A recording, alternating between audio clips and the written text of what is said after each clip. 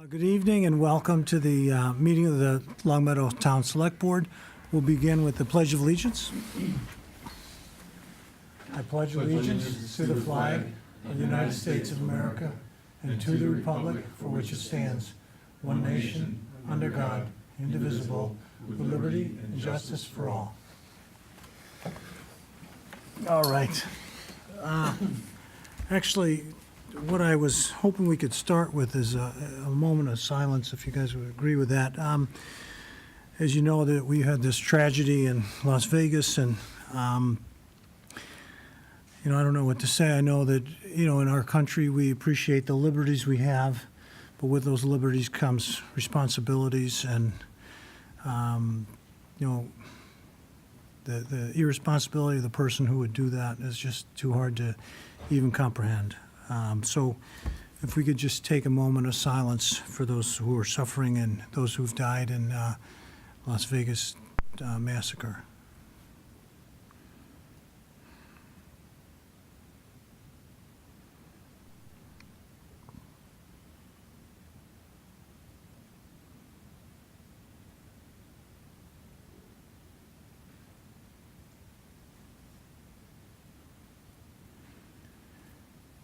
Okay, thank you very much. So I believe we will start with, if there's any announcements, right?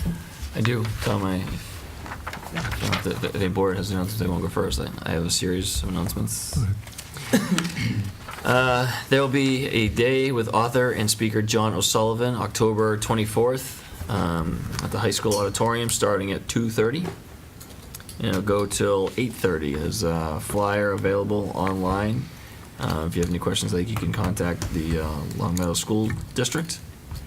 But he's a renowned speaker, especially with regard to sports and youth activities. Also, Public Safety Appreciation Day, Longmeadow Public Safety Appreciation Day, is going to be Saturday, October 14th. From 10 to 2 at the firehouse. It's event being put on by some Longmeadow residents who wanted to show their gratitude to our public safety personnel. This is the second annual, and it was a very well attended event last year. I expect it to be as well attended this year, and it's a great day, and there's a lot of fun activities. So I encourage people to show up if they're available. I'm also asked to remind everyone that it is flu clinic season.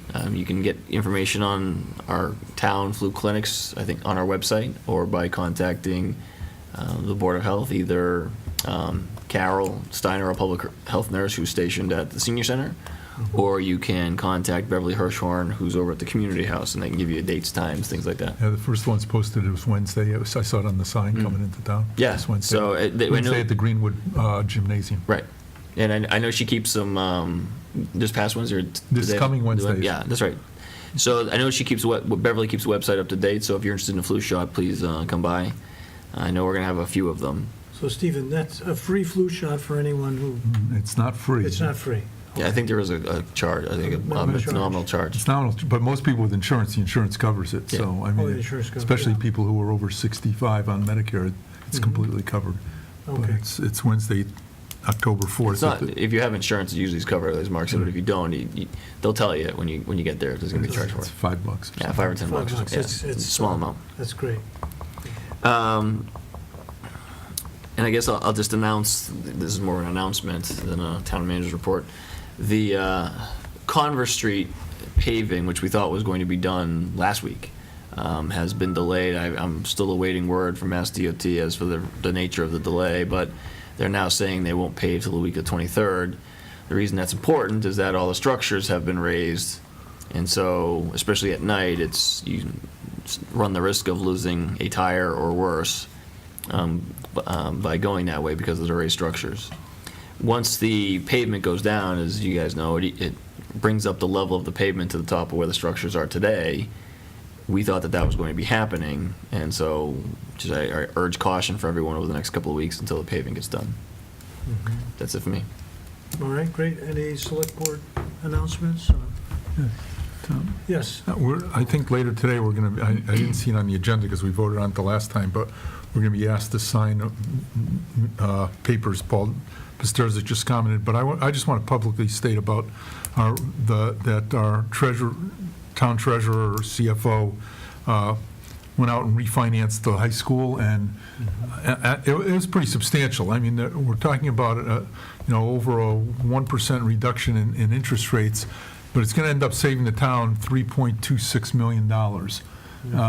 That's real money, and even over the 20 years that it happens, it's well over $120,000 a year, and I just think that it's something that we ought to acknowledge publicly, only because it's not something that needed to be done, but it just shows the value of the folks we have running our town finances. I mean, this is certainly a phenomenal savings for the town. I just want to acknowledge Paul Pistorzik and the whole team in the finance That guy department. deserves a promotion.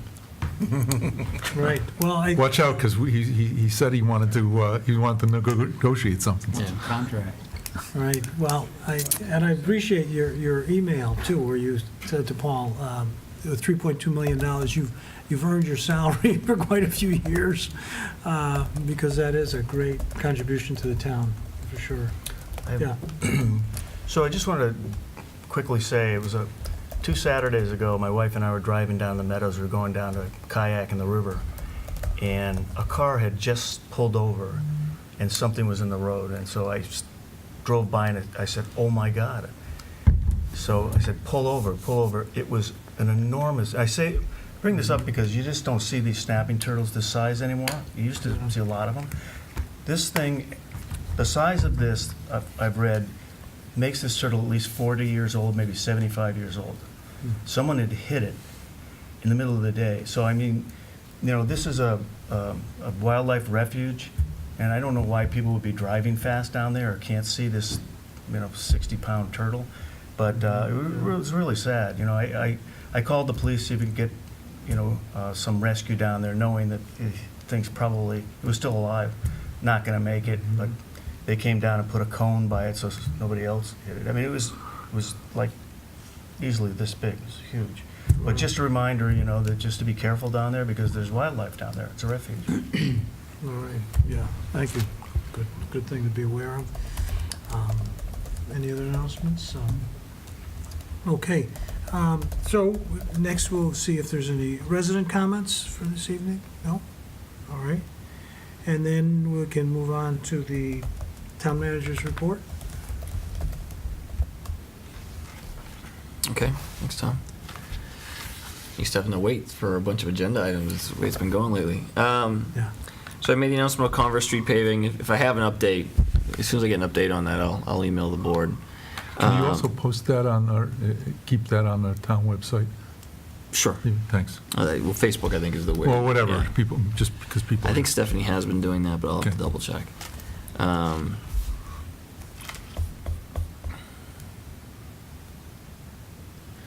Sorry.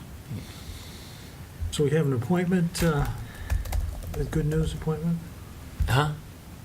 Oh, so we have, there are agenda items coming up, but we do, and I'll talk about those when we get to the appointments. Okay. I just carried the information in the town manager's report for consolidation purposes. We did, as I know, we did complete the relocation claim process for the Meadows Racket Club, which was the tenant of the Grand Meadows Tennis Club. As I noted, it's a $40,000 relocation claim. There was a memo from our relocation consultant explaining why that is. When you acquire property by eminent domain, any tenants are entitled to a relocation benefit. At the time of acquisition, we did not have documentation that there was an actual business there. And so I think I reported that I expect there's going to be a relocation claim, but at that point we did not have any documentation to that effect. There was in fact a lease that was still in place, and the club was still being used for tennis play and program. So our consultants kind of did the investigation and determined that this was the best course of action for the town, and so we have the paperwork all signed, and we'll process it as soon as the tenant is out, which we expect to be by the end of October. or abandon in place the property, which there really isn't very much. So it's not that. It's not like we're going to be left with, overflowing barrels of PCBs or something like that. There's really very little down there. We've been through the property extensively. Right, so the main thing is really just the curtains that they would have around the tennis courts and nets and that sort of thing. Yeah. And all the, dud tennis balls we could possibly use in a lifetime. Okay. So an interesting thing came up a couple weeks ago. I ended up meeting with the Enfield town manager. Actually, it's more of a social call, but he mentioned that they were working on a proposal to submit for a headquarters for Amazon. I don't know if you've heard anything about the paper. It's been on Mass Live that Worcester and Boston are both pursuing this. It's a nationwide solicitation by Amazon, and I don't know if it's just a way to mess with Seattle or if it's a real thing, but they are looking for communities to submit proposals to that they can be interested in to cite a headquarters, and they say, I think the number was 55,000 jobs or something, executive, and a lot of executive level jobs. So Enfield has put together a proposal, and it's an interesting one, and on paper, I think really works. They're close to Bradley, the site's right next to the airport, it could be available, a lot of acreage. So he had requested it, he asked me if I would submit a letter of support, which I do think the regional economy would benefit greatly from this, including our housing market and other, we have a small local business population, but Springfield has a lot of businesses, and a lot of those business people live in Longmeadow. So I thought it would be a win for the region, but I wanted to do some checking because I didn't want to get the governor mad at me because we endorsed something that was in Connecticut. And through a few phone calls, I found out that the Western Mass Regional Economic Development Council had already contemplated something like this, although they did not know about the Enfield proposal. And they had notified the governor's office that if something came up that was not necessarily in Massachusetts but benefited Western Mass, that they would potentially endorse it. So between that legwork already having been done and all the mayors in the valley, and then what they would call the Knowledge Corridor, which runs up and down 91 from at least Hartford all the way up to Greenfield, I think. We kind of connected the two pieces. I connected the Economic Development Council with the Enfield proposal, and the letter that was in the packet got generated in a day, which is a pretty remarkable turnaround time. The mayors all weighed in via email that they supported the sending the letter. So do I think it's actually going to go there? No, I don't, but I think the exercise of going through and having us affirm that we are a part of a region that may not necessarily stop at the state border, I thought was a powerful statement. So we'll see what happens. Yeah, I think it's a good plan. I mean, it would be great if it happened, but, I've been to Seattle recently. I mean, you look at Seattle and you look at Enfield, there's quite a difference. They got Starbucks. Huh? They got Starbucks in Enfield. It's exactly the same. Yeah. 2 Starbucks in Enfield, that's right. By the way, I should mention, I think Debbie emailed the board that she wasn't going to be able to do minutes. Jocelyn Sanchez, who works in our HR department, is here to do the minutes. She does the minutes for the planning board and does excellent work if you've seen their minutes. Okay. So one of the projects that, and then I have a couple just brief project updates. One is the Dwight Road diff. Really for personal reasons with the developer and some family situation of his, we haven't really, the attorney and I have connected, and we've gone through, discussed some proposed revisions, but the developer has not been able to be a part of those conversations. So I'm hoping that we will do that over the next 2 weeks, and we'll schedule an executive session for the board to look at the developer's agreement as we negotiate it. So I had hoped to do that tonight, but we weren't able to make that happen. But it's not a large document. Town council has seen it and offered some comment. So I don't expect it to take a lot of time to nail that down. Similarly, I did approach the town of East Longmeadow and notify them that we need to begin the process of developing an intermunicipal agreement to govern the work for the intersection that is in East Longmeadow as a part of that large project. We anticipate bidding at the end of this year, so we need to get that put into place. So there will be, hopefully at a soon upcoming select board meeting, that'll be an agenda item. Right now, we're looking on to see if there's a template for an intermunicipal agreement that we can use. So we did present the DPW project. Weston Sampson came back to a permanent building committee meeting and presented the next phase of design. You saw that I attached the table that they presented of things that have been done over the last few weeks, and then things that still need to be wrapped up. They did hand out a schedule, but like I said, right now they're in kind of the behind the scenes, but in the detailed level of developing the design development drawings. We also had an extremely productive phone call with the green communities. I don't know if I reported on that last time, but we actually do think we will be able to achieve the goal of a net zero energy building, mostly because of how net zero energy is defined under the program, not because of the consumption of it. We're looking for technology upgrades to make the building highly efficient, but the net zero applies to the power plant, not the facility itself. It would be impossible to do it at the facility itself because of the air exchanges, the garage doors opening, closing, things like that. Mm-hmm. But if you can use highly efficient equipment and then have a photovoltaic array on the roof that adds power back into the grid, they do believe you can get minimally to net zero in terms of what you're taking off of the grid. So that was great news, and I think we're well down the road in being able to apply for another round of grants from the green communities to pay for and maybe $200,000 to $300,000 difference between base level equipment and the higher efficiency stuff. And so would that be our first building at net zero, or is the high school at net zero? I would no, high school's not The net high zero. school isn't, so. I think if we as I reported last time, we're going to start developing an RFP, Yeah, and I don't know how much this roof could take, but you could conceptually get this building closer to net zero through installation of solar panels or some other kind of renewable source. But this is what we've never really calculated that way. This would be the first one we've analyzed, to get to net zero. So yeah. So that's a big step Yeah. for the town, to have the first exciting. building that is net zero. I know that folks on the transition team and, so forth have been trying to move us in that direction, and so it's great. yeah, it's working out very well. It was a bit of I thought, when the consultants call, sometimes you get the call, hey, do you have a few minutes to talk this morning? I thought, oh, geez, here we go. Usually when someone says, do you have time to talk, it's usually, has good news ever followed that usually? So when Mike Richard, who's been here before from Weston Sampson, called, he said, oh, hey, good news, by the way, this is all going to fall into place nicely. I was like, oh, that's great. So I am pleased with that.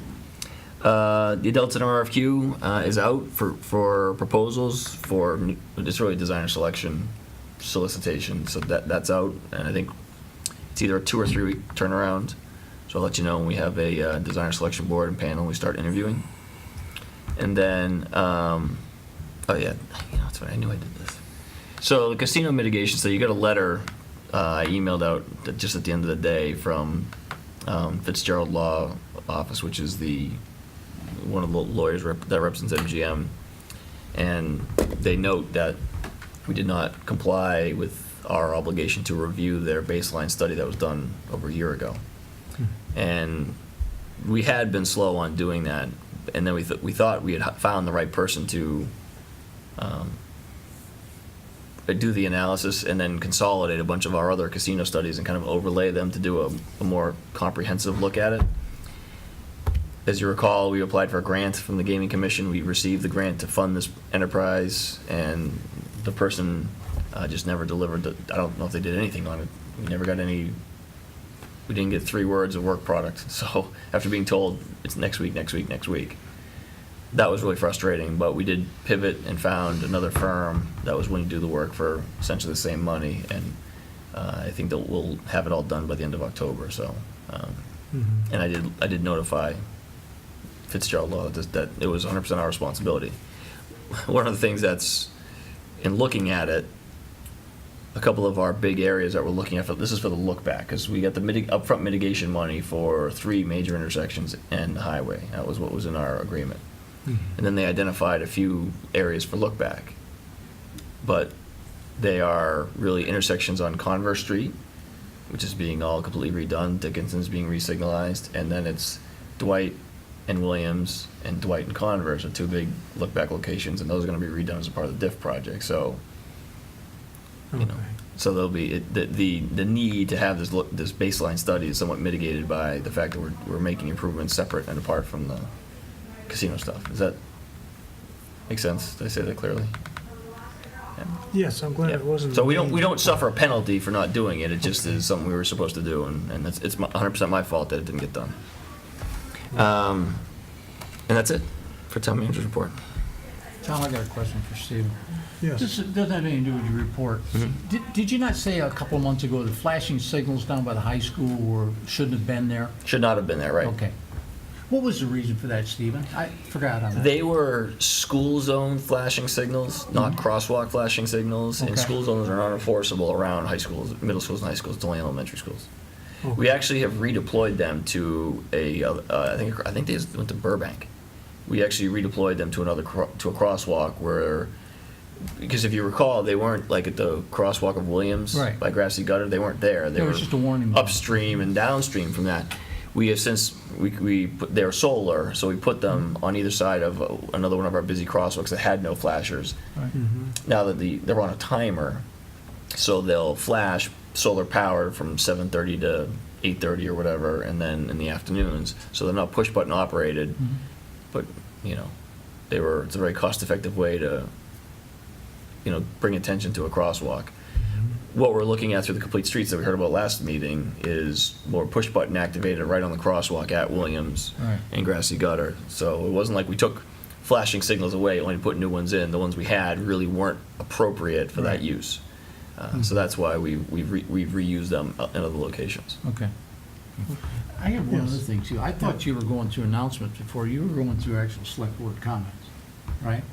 I did Yeah. have a comment. Oh, all right, yeah, I will, Mine's a real quick one too. okay. Mine, Why don't we wrap this up and then we'll do comments in You case just you wrapped. have one? You wrapped? Well, I had another question. It's, because I noticed, there's other grammar schools in town, but they're like St. Mary's and probably do Shiva, but they would have to put up their own signs, or could they even do that, or no? You just have to, it depends on the surrounding roads. A lot of times there are signs that say 20 miles an hour when children are present. Not Right. 20 miles an hour all the time. So if the roadway is normally 25 or 30 miles an hour, it's when you see kids you have to slow it down to 20.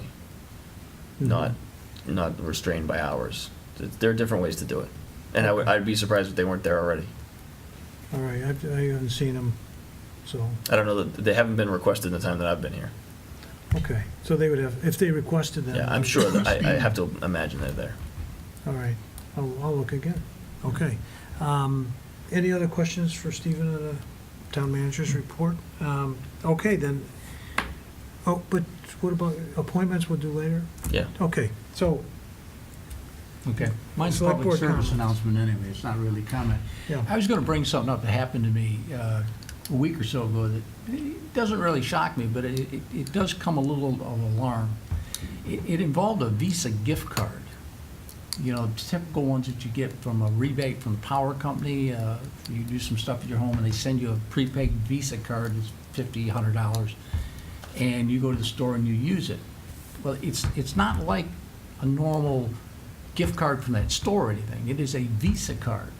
And what I got caught on is I used it up and used the rest of it at Home Depot. And I exhausted the card, and they kept the card and threw it out. I took the product back to Home Depot. That refund now goes to cyberspace, to a Visa account that's in no-no land. oh, And I don't know where it finally ended up. Now, Home Depot, they did give me a store credit, but it's kind of a thing, if you have a Visa card, don't throw it out. Put it in your purse or your back pocket and keep it until you make sure, unless you use it for food or something that you can't possibly take back. But if you bought something, you have to have that card to reuse that money. Or the dealer may be very comfortable and give you money back. But mine was a delay of about 3 weeks before we noticed that the receipt had this like $38 going off to this Visa account. We had no idea what it was. And we had forgot we'd even used the thing. So warning on it. Now, if you have a gift card from them, it's different.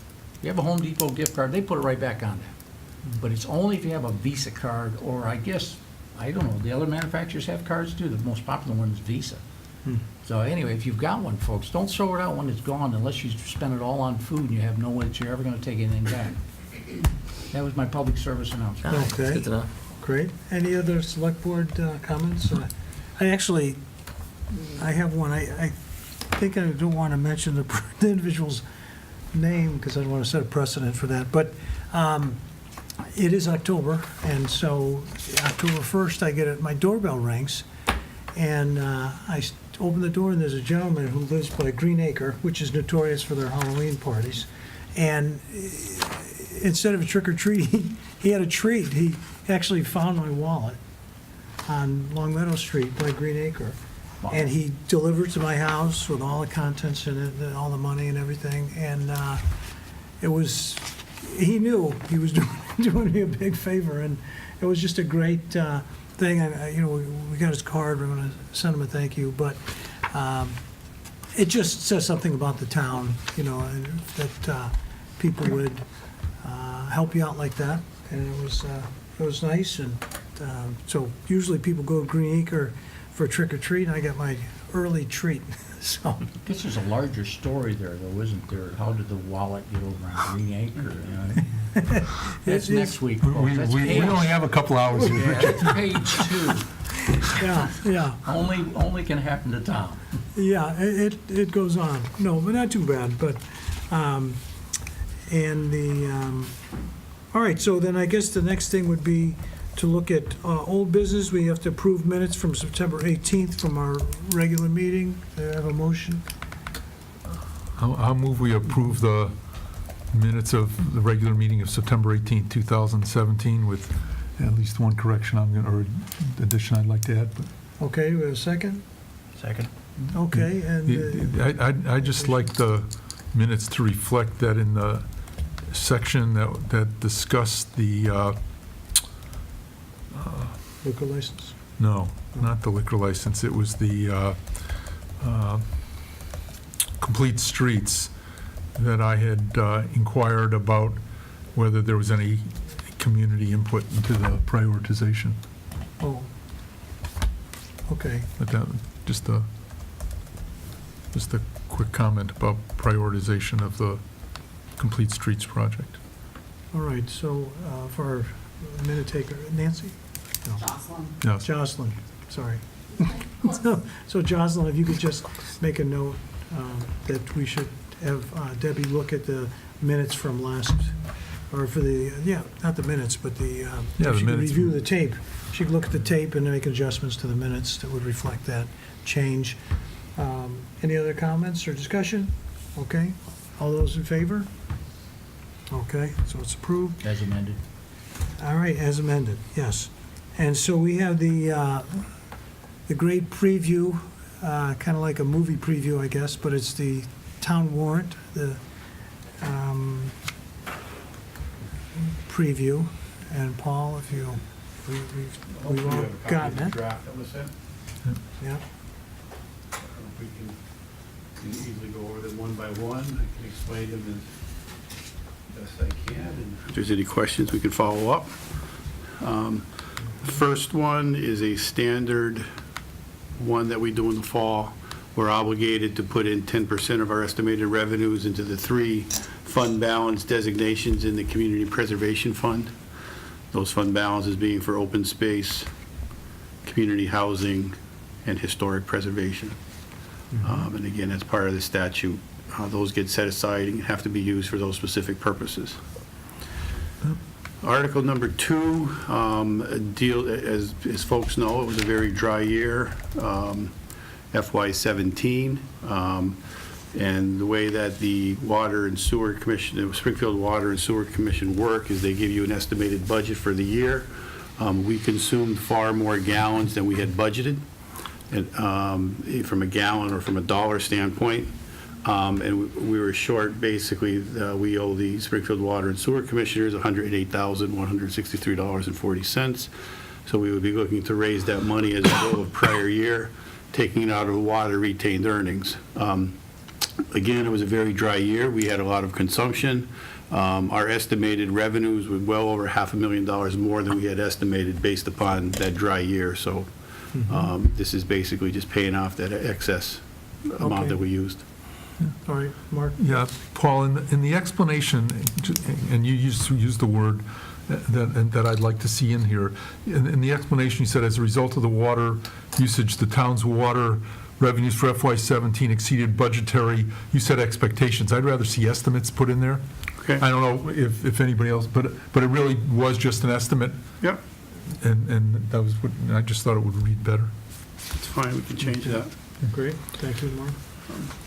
Article 3 is kind of a preemptive, looking forward type of our article. Our legal budget at this point in time is well over half expended through the first 3 months of the fiscal year. Basically, there is one particular, I don't say litigation, but one particular, can't even call it a case either. Legal matter. Yeah, one particular legal matter that is driving that. A multifaceted legal entanglement is what that is. All those big words, yes. Yes. That is driving that, so I'm just trying to be a little bit proactive, get that additional money into that legal account now, as opposed to driving that account in the hole and everything like that during the fiscal year. So this is raise and appropriate, so we're literally changing the budget as passed and going to put that into the base. How does that work with respect to our, because it's not transfer from, So it's not transfer from, it's free not cash. transfer from free cash, it is raise and appropriate. so we have the room in raise appropriate to Right, do this? right. Basically, you may recall that our state aid amounts Oh, okay. came in a little bit Right. extra, Okay. so that's really where this amount is coming Okay, from. Right.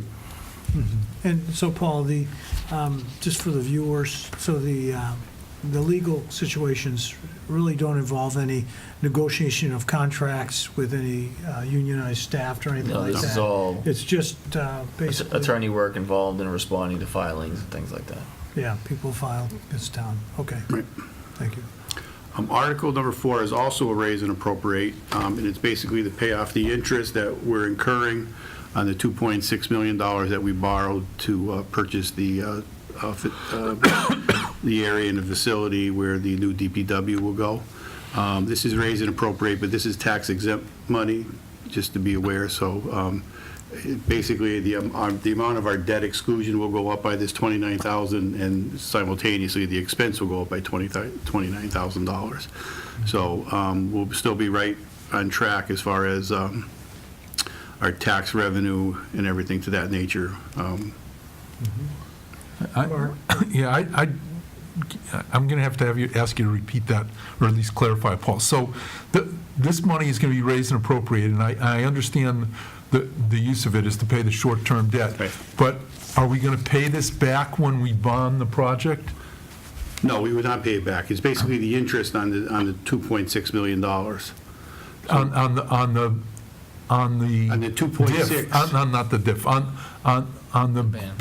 On the ban, That we yes. took, that bond Right, anticipation yes. note. Okay, so we're going to raise and appropriate and pay that. So why doesn't the tax? In this particular case, it's a debt exclusion. So any amount that we're paying for principal and interest, we can go above and beyond the normal Prop 2.5 tax levy limit.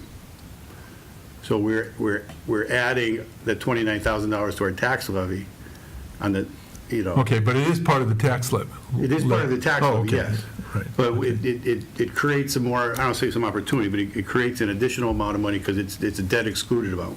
But it's not against the levy limit, that's what you had said. It's not against the levy limit. Okay, I got it. Article number 5 is, it's a article to replace the vehicle that the town lost in the last March's incident with a DPW vehicle. We had a 33,000 gross vehicle weight dump truck. I didn't get the year. I want to put in the year that truck was. So we got $62,000 from the insurance company on that vehicle, but additionally, we need $81,000. There is $81,000 in the capital stabilization fund and $81,900 from the free cash or available funds in the treasury, for a total of a $225,000 vehicle that the DPW superintendent is looking to get as a replacement for that one totaled. I had a Go question ahead. first. And then, Go ahead, Tom. So in terms of, replacing vehicles, we probably have we look at one vehicle and would say, well, this is what kind of vehicle we would replace it with? And was this the type of vehicle that we would have had scheduled to replace the vehicle that we lost? Yes. Yeah, because it's a larger truck. Yeah, we have a and- certain number of larger vehicles like this. Yeah. That we have leased a few Mhm. that replaced vehicles, maybe one or two one this size, I think one slightly smaller, but we cannot get a vehicle this size by leasing. They're undersized. And there are Mhm. certain roadways that we just need to have vehicles of this size to move the snow. Mhm. And I think it was a 2007 truck. Okay, I Yeah. forgot to ask Mario, and I Yeah, I didn't think look it's, I up think at it's the an records. 07. 10 years. But we do need this kind of vehicle, and the reason why we're kind of doing it now outside of the normal capital process is because it's 6 months to get one. You can't just go to the lot and say, I'll take the one in white. Right, yeah. And so we would miss another winter. We're gonna miss this winter as it is. We would miss another winter with this vehicle if we waited till May.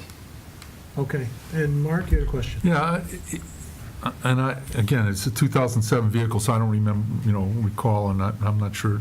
Yeah, but if we were to go out and outside, within the capital planning process to buy this, chances are this would have been, 50% from the capital stabilization fund, 25% from the water retained earnings, and 25% from the sewer retained earnings. At least that's been the history of buying these large vehicles.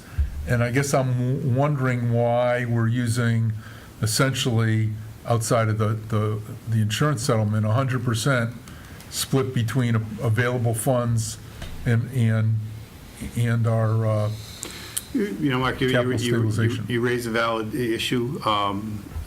Quite honestly, I never thought of splitting it.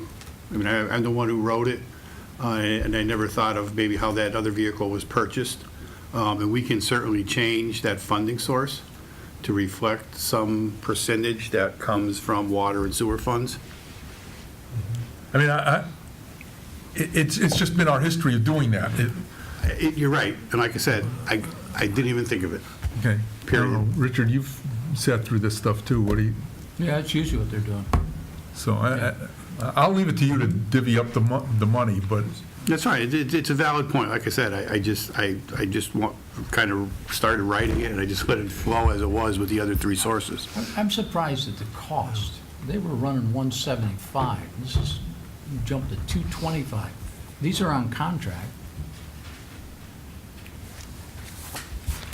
Let me see what I have here. This is the estimate that I got from the DPW. I mean, it is what it is, Paul. I mean, it's just a little surprising because I think it was 175 last year for the big ones. Maybe I'm back in 03 pricing.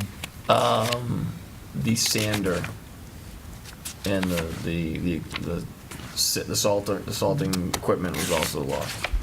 Yeah, well, that's the intricate part of the bed on it. Right, but I think there was additional equipment that was add-on equipment for the ones. Yeah, there's also a spreader body, too. And the plow itself. But that unit's got an intricate spreader on it. I think the difference is the other, like, sometimes we wear these trucks and we'll repurpose plows. Right. I think this Yeah, I is, know. I think this is fully But I equipped. mean, that size though, with that bed, if I'm not mistaken, they've got a built-in sander on that bed. All I know is we asked DPW to get us the number to replace the truck in kind, and they did go out and get estimates, and that's what they got. That's what they Right. came up with. They got an estimate, and they got an estimate for a truck that would also be available within 8 to 12 weeks. So they're also going to be able to have it for utilization in this winter, from all the information that I have here. Well, into February. Well, at least a portion Yeah, of a it. portion of the winter, Well, yeah. They did, this isn't a, I mean, they went out and got quotes for the truck. yeah, but they're under contract, aren't they, Stephen? A state contract? Yeah. I don't know. well, I'm sure they are. Every So- There are some that are. Some are, it depends on the vehicle. Well, I just voiced my concern. It seems like it's jumped up about 50 grand, or I can even check my paperwork and get back with you. It seems We can get like more the last details. year- We'll get more details on it. Yeah. That's a fair You know, point. and that's fine. I mean, they will have to go out to bid or buy off a state contract. So if the estimate is high, I mean, the money's not going to go anywhere per se. Right.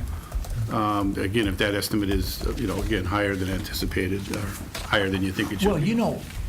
we had this discussion before. When you're starting to talk about $225,000 for a truck, then you start to wonder, why don't we lease the truck? And you say it's a big one. Well, it almost, they're getting to the point now where you almost need to look at your business plan. Personally, that's what I'm saying. I mean, We did. I asked that that's a lot question. of money. I asked that question. We did. 225 is, it's bad enough when they were 75, and 150 and 175. Now they're 220, $225,000, to be used for a very short season. I mean, those trucks get used year-round. Well, I know, but we've had that discussion. You got enough that they're not really used all the time. Well, the larger ones that we still have do get used year-round because we are down one or two of them. Right. Because we do lease the larger ones and we turn those back in the springtime. Because we did have trucks that were not used 100% in the summer because they were really here for the snow. Right. But we've cut that number down. Weren't you finding that even your leasing was etching up a little bit on you too, though? That it The wasn't- leasing costs are fine. It's a very reasonable proposition, but the trucks are smaller in terms of the weight and the power. Yeah. And the sanders, the spreaders, are smaller, and it requires a lot more trips back to the shop to reload salt during storm events. That's one of the things we discovered with the lease. But I mean, we do it, but it does cut down time actually on the road because of the size of this, and you can't get a larger spreader than the one we do when we lease it. It's about, I think, a quarter of the capacity, or sorry, 3/4 of the capacity of one of the ones that we're looking to get here. Hey, So just, Paul, just to follow up on my comments, I guess what struck me, and the reason I made comments about the source of the funds is, I was surprised that there were going to be money coming from available funds in the Treasury, because generally capital items get purchased out.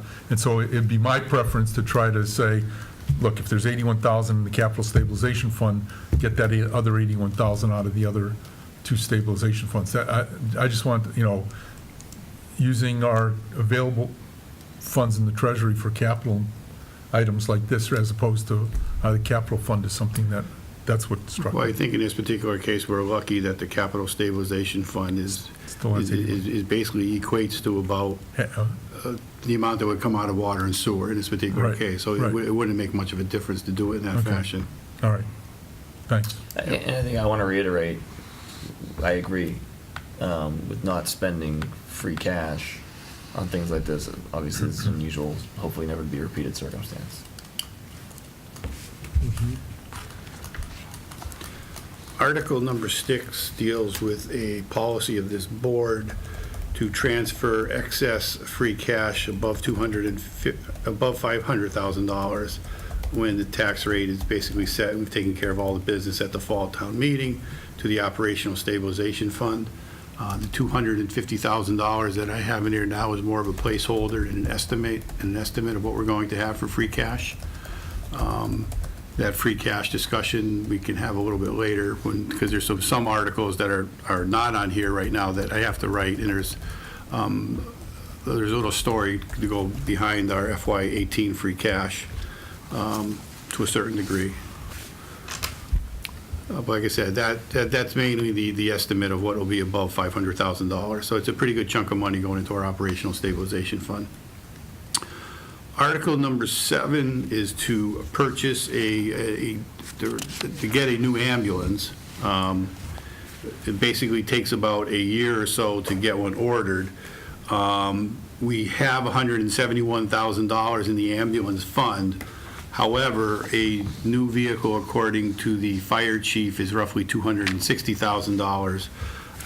I wrote this article basically so we can get an ambulance on order in anticipation of the ambulance fund reimbursing the general fund over the next 1 or 2 years with their excess revenues. We had a very good year. We put a lot of money in the ambulance fund at the end of FY '18. And again, I think we're starting off to have a pretty good year. At the beginning of we had a good year for FY '17. We have a pretty good year thus far in FY '18. That I think it could be paid back in less than 2 years. But right now, they do not have the full amount in order to purchase that ambulance. And as I said, it takes about a year to get that ordered and up and running. We would be replacing a 2005 vehicle that they currently use as their backup. So, Paul, so if it takes a year, if we look at money going into that fund this year, how much would that ordinarily be? Would it be like 40,000 or? It probably would be about 60 or 70,000 at the end of this fiscal year to go into that fund. Okay. Because you would think that would cover, get pretty close to it, I guess. Well, right. Still be about 30,000 short or If we were something. able to take $65,000 at the end of FY '18 and $65,000 at the end of FY '19, we would have it fully paid back. You may recall that the FY '18 operating budget, we budgeted for 2 extra firefighters, 2 extra firefighter paramedics. Once those folks are in place, that second ambulance will be used a lot more to generate revenue. Because there are many times there's only one ambulance that is able to go out at a time because of staffing. So there is an anticipation that there will be more ambulance runs. The select board was, and I know the fire chief brought before this board, regional rate studies that he had increased the rates to more of a, what's the regional average to be. And I know those rates were increased over the last year or so also. That would help with that fund also. How old is our current ambulance, the lead ambulance? That's the one that just had the engine replaced. I don't recall what year it is. I want to say it's 2012, 13, something like that. So it's pretty It's new. relatively new. Like I said, they just had the motor replaced under warranty. Yeah. Right. I guess there's a little lingering of what the other fire chief that talked to us about on the replacement cycle. I think he talked there like 15. These new ones are supposed to be at least 15 years of service, but I guess based on what we're doing, we're looking at replacing one about every 7 years. Well, I think replacing an I think the ambulance every newest 7. one that we bought is to last 15 years. 'Cause I think it's Right. the first one that we bought with the heavy-duty chassis and everything like that. So this is a 2005, so we've gotten 12 years out of that. Well, I know, Paul, but I'm saying 2013, and this is 2017.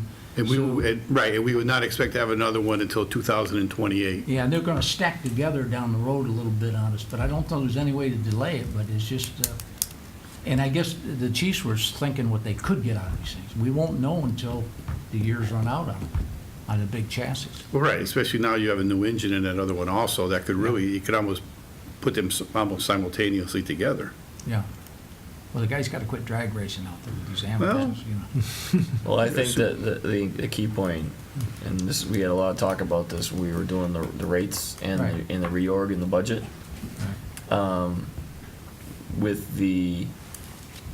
there's going to be an increased need for ambulance runs in the community. We've talked a lot about aging community, aging in place. They projected that the run volume is going to go up. Right. And barring any changes in how those runs are paid for, which the state legislature is contemplating something that would be disastrous for us, but if the business keeps developing like we've been developing it, by the time we get around to replacing both of them, there'll be plenty of funds to pay for them in cash, not Right. with debt. I remember when I started, the 2005 Ford chassis ambulance was already being discussed as kind of on its last legs, and they've stretched it out over the past 4 years. But now they need to have reliability in those vehicles. Yeah, because it's 11 years old, right? Yeah. Yeah. No. Yes. 12 years old. Yeah, 11 or 12. Well, yeah, we understand that, Steve, and I don't think nobody's disputing. I was just saying, looking forward, can we be looking at every 7 years? It looks like that's what we may be getting into, every 6, 7, 8 years. we'll replace a new one and put the other one in a backup status. Mhm. I just wondered, can it take the backup status? I guess that's the next But question. it's not a backup status. We're looking to run 2 ambulances. That's the point. Well, it's still the second one. Yeah. It's But they're still going to be the out and about quite a bit. Yeah, okay. Well, I guess yet to be determined. Okay. I mean, there's, Yeah. and it depends to some extent on the calls and things like that, but one of the things like the police have tried to do, and I know we're asking for a new car for them in the next article, but, you know, maybe you don't run one as lead and then the other one as only transports from, say, nursing home to Bay State. Maybe you just say it's A and B day, and on A day, this one's on first run, and on B day, it's the next one, you know what I'm saying? Alternate which cars go in, which ambulance is on front line. I mean, there's a bunch of ways to do it, but I know the chief's goal in his replacement schedule for all of his fire vehicles contemplates stretching out replacements for all of them to the greatest extent possible.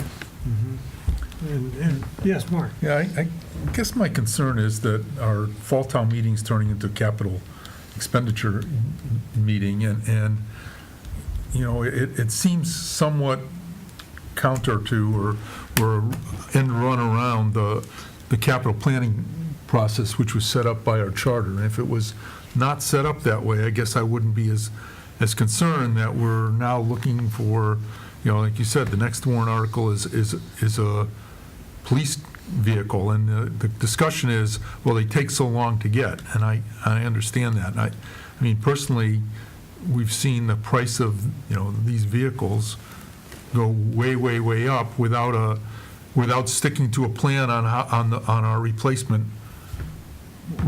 schedule. You know, I still go back to our once upon a time agreement that we buy a fire truck every 7 years, and that's been blown out of the water several times. And you know, now we're going to buy an ambulance every 7 years, and here we are, you know, looking, you know, 4 years after our last purchase to buy another one.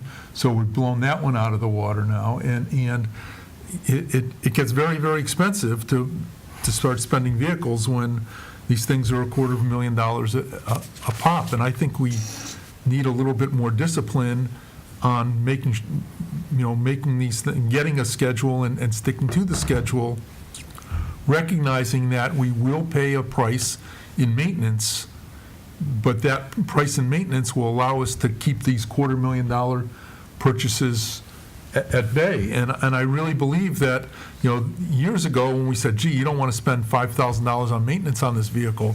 Well, when the vehicle's $250,000, $5,000 is a heck of a good deal if that's what you're spending, or $10,000 a year to keep it going, because $250,000 over 6 years, which is what we've been buying this thing at, is $40,000 a year in capital cost to the town. And so I think we need to really take another look at it. I support our fire department. I continue to. I just, you know, understand the need for this thing, but it's an awful lot of money, and I think it's early, and I'm not sure I support this article. And I know this isn't the date, the time we're going to vote on it, but I just needed to point that out.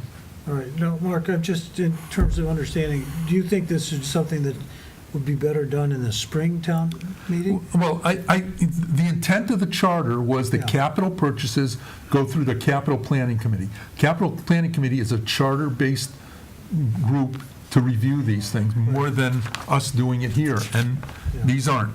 I get that we need to replace a truck that was lost in an accident. I get Right. that one. Yeah. You know, but the ambulance and the police vehicle, you know, we need to find a way to get those back on cycle. And so, yeah, my sense is there ought to be a spring approval when it's a major town meeting, and we've got to let it go through the capital planning committee. Very honestly, I understand they're not likely to say no, but they're likely to take a better and closer look at the schedule of these items.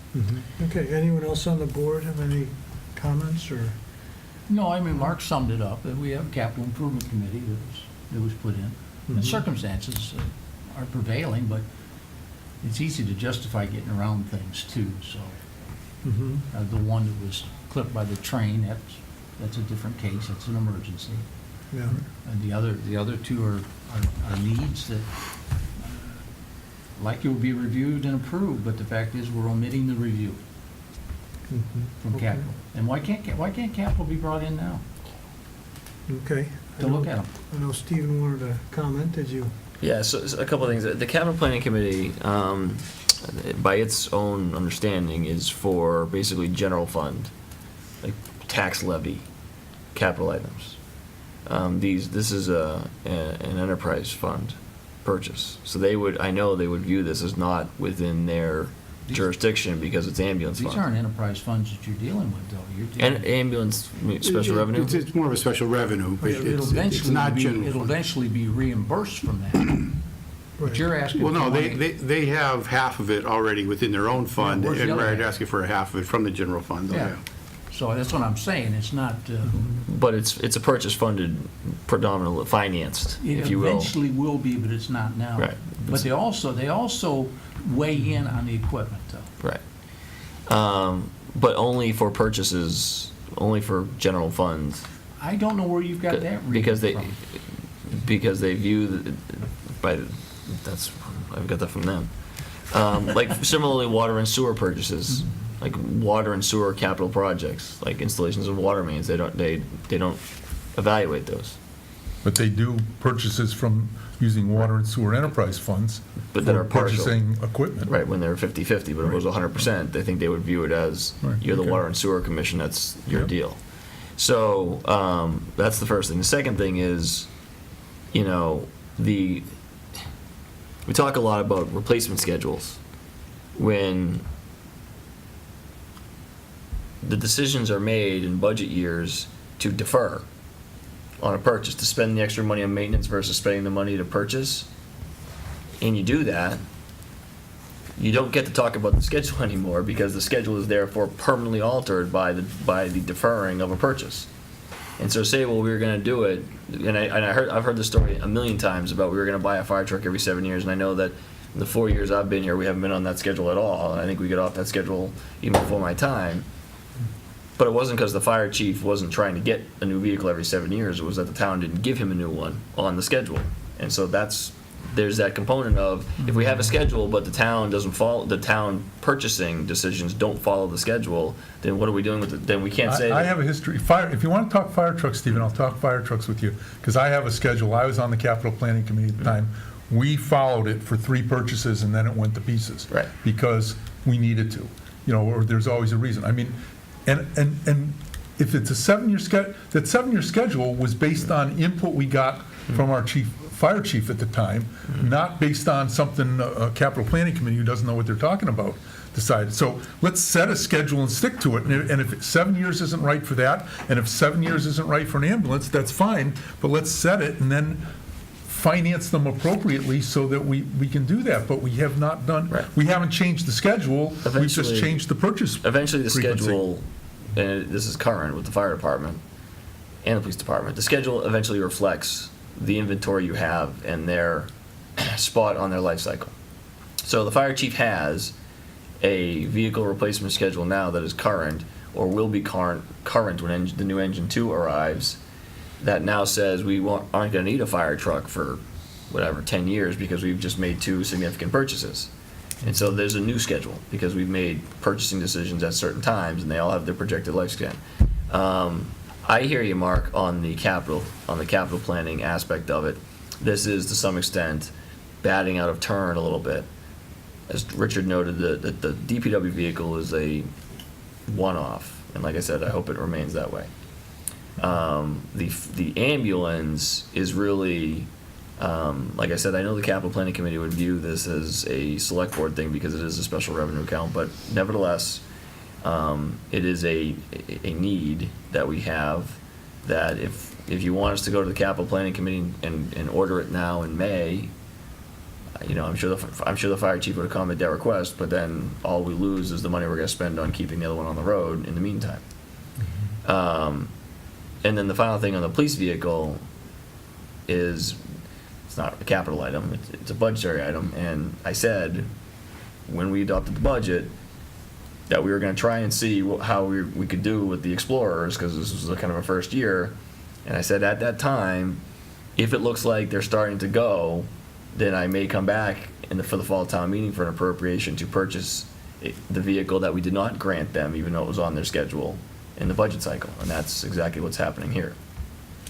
So I think I did fair warn the board that that may be coming. How many, is this accurate here? They're gonna be replacing 3? The police, Hmm? they're going to come back This would with. be number 3. They This have will be, 2 in the they budget. wanted 3, we gave, in the town manager's budget, I provided 2 with the But disclaimer. you can't have a replacement cycle of 3 vehicles for the police. That's too many vehicles. It's being supposed to go replaced. 3-2-3. 3? 3, 2, 3. 3-2-3, yeah, What are they on, a 3-year replacement cycle? yeah. Okay. And so. I stand corrected then. Yeah, so that's what they're supposed to be in the budget, and we had a discussion about vehicles during the budget. I said, we'll do 2 and see what we can get out of the Explorer. And I said, but if it's looking bad, we're gonna come back for a request. In all honesty, I know you write this up for one purpose, but there's also another purpose when you come before the board, and I just make a notation, I don't want to make a big point out of it. But there actually is not any justification for this as far as, this vehicle's cost us $6,000 last year. It's all just words, it says this, but there's no evidence of any background to support this purchase. Well, not in the warrant, I'd say in the not- one but I paragraph mean, there isn't description. even in the handouts or anything. Well, no, we didn't, this was just a preview. Okay. There is a letter from the chief that we can provide. Yeah, he did an analysis of it with the maintenance costs and Okay, everything but else. I'm just not saying we in- haven't seen it. Yeah, that's all. right. You're right, we should provide that. One want to make a big point, just No, no. an observation. Duly noted. Okay, and so it. We like to chew on stuff, Steve. All right, but the idea of getting a new ambulance is always, hopefully we can work that out. What about the idea of consulting with the planning board, Capital plan? capital planning? I mean, do they, The police car would never go to the capital planning committee. okay, not police car, but as far as the ambulance? It's not a capital item, because Alright. of the life cycle of it, not because of the cost. Yeah. And And then the ambulance, I'm sure the chief would. I think I did talk to the capital planning committee about it, just kind of conversationally when I met with them, but, if the pushback is he has to go to capital planning committee, then he'll do that. Yeah. And I- You, in fact, are implementing a new program, though, aren't you? I mean, we're in the implementation phase of having 2 full-fledged ambulances. And this is what's happening. So Right. it's not the typical curve. This is kind of a new curve that we're going into. Yeah, I appreciate you pointing that out, Richard. It is kind of a new business model. The board and town meeting made budgetary and organizational decisions Right. to gear up for running 2 ambulances because the Chief Dearborn had demonstrated that the need was there, the volume was there. The only thing that was lacking was our capacity to meet the need. And so that is really the need to have a reliable that's what you made the point about backup status. It's Right. 2 frontline ambulances going regularly. And I think we've had, as Paul noted, they've had great revenues as a result of that new model that we've only really kind of soft opened. But once we have the right equipment and the right organizational structure, we'll be able to do this on a regular basis. And so I do appreciate you pointing out the fact that this is not the typical. I thought you were going to say that I'm trying to develop a new capital planning process. and No, it's a new I business. certainly am not, even though I acknowledge that there is a vantage point from which this looks like that. Or it's a new business plan. We're just funding a new business plan. It's really what's taking place because before they put the secondary ambulance in, it was used for backup. It was not a primary vehicle. It was always known to be the weak one that sat in the garage, and we used it when we needed to instead of when we had to. And now we're going to put 2 full vehicles in there. But Richard,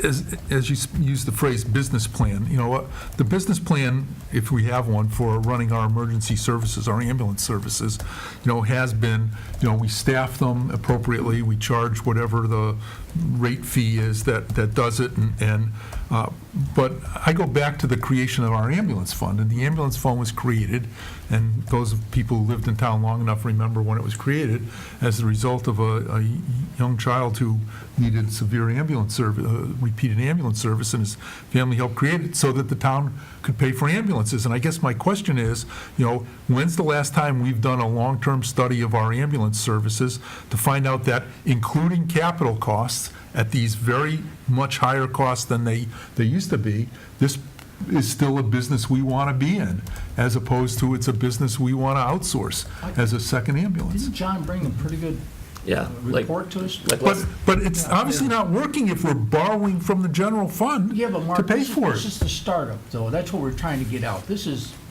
it's not normal what we're Well, doing right now. then I guess I'd like, and I'd like to call for a 5-year projection to find out that this is going to work next time around, or maybe 7 years, so that we see where this is headed. Because, the ambulance fund is paying for an ever-increasing percentage of our fire department staff, Yeah. okay? Doesn't pay for, since Marie's not here, I'll talk, doesn't pay for their OPEB, it doesn't pay for their retiree pension plans, but it does pay for more and more of their salaries. But it also needs to cover the operating costs of the ambulances and the capital costs of the ambulance. And all I'm saying is, if this is what the town needs, and I'm not in a position to question the fire chief's determination of that, we need to make sure that we're doing it in the most fiscally responsible way, because it may be we run one and we call AMR for the second one when that happens, because that's the way the town used to work. But if we, because of not just operating costs, but also the capital costs, I and think that's all I'm saying. John's got a pretty good Yeah, presentation. And that's fine. Let me say this. Yeah. Yeah. He already did that, but I think that was back in Yeah. March. But nowhere So- did it show we were going to borrow money from the general fund. I know when we talked about this during the budget, we talked about accelerating the need for ambulance replacement, maybe not in a specific way, but I think it's a reasonable request to have the fire chief come and give an update and that projection, to that projection that he presented back in March. That's fine. All I'm Especially saying since you is, have the cliff notes. What's that? Especially since you have the cliff notes. and that's fine, but this is That's 130. data way above. I mean, I can't- $130,000, give or take, that's coming out of the general fund. I think, Mark, the other thing that happened too is you may recall that this fire chief came in after a year in place and did a pretty detailed study of ambulance rates and found out how far we were actually behind. Right. And had that been done maybe a few years earlier, we might have had those funds in the account. Last year in FY17, I believe the amount is the excess amount that went into the ambulance fund was close to $130,000, if I recall correctly. And it's because of the rate study that he did, and his utilization when possible, when he had the staffing, to put that second ambulance on the road. So it wasn't built up overnight, again, and I think he's well on his way. We'll have additional staff in FY18 over the course of the year. I believe one firefighter was hired in September. The second firefighter is expected to come on in April, so we won't have a full year of a full staff. And actually, he has 2 people out on injury on duty types of things, so he still doesn't have a full staff. But he's going to be able to utilize that second ambulance more and more.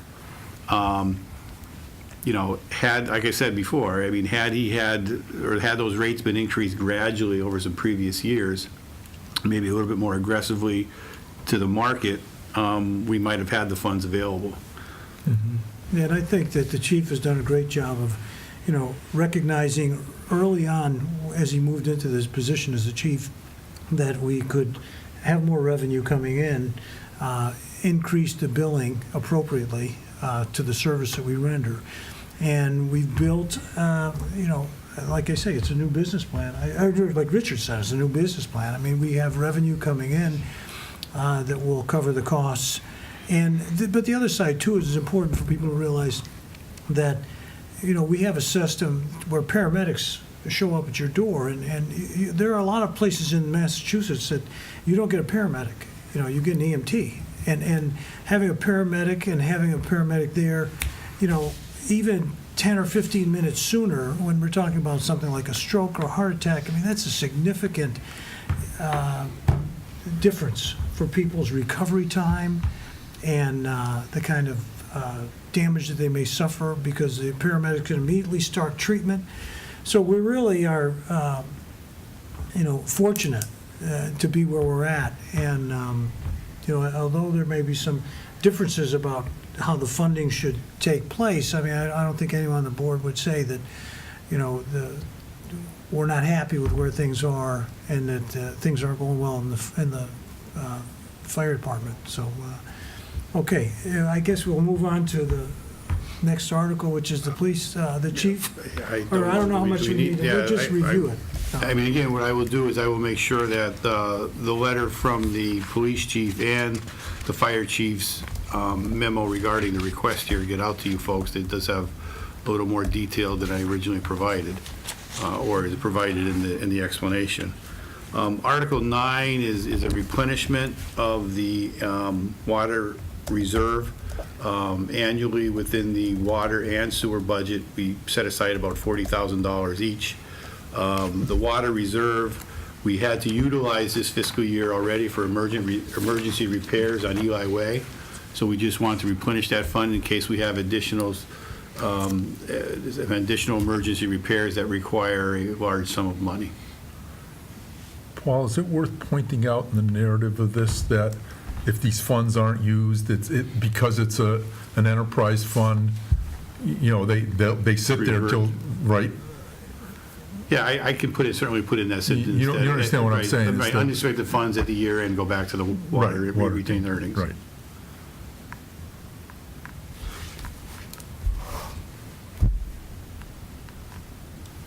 Article 10 is a request to accept a certain provision of the law that became available in the Municipal Modernization Act, which would have rental income coming in from the lease or rental of property at the proposed cell tower by Blend Tennis Courts, and that money would then be available for the Department of Public Works to use for maintenance of facilities, basically after a year. Usually what the law requires is that there be a direct relationship between the revenue and the expenditure stream, but the way that the law was modified is that if after a year there remains money in the account, it can be used for any facility that's under the domain of the DPW. So again, the intent would be to take the revenue stream from the cell tower rental proposed over at Blend Tennis Courts and utilize those funds additionally to help out the Department of Public Works in the maintenance of their facilities and fields. Why are we doing that instead of just letting the rental income go to general fund income so that we can use it for, I mean, our current cell towers don't go to the DPW? They don't. I mean, and other, like other rentals don't go there, right? Yeah, this is something Richard and I talked about many times, and I am of the belief that when you get in certain new revenue streams that are of a modest amount, it's valuable to set them aside for important functions that are specified.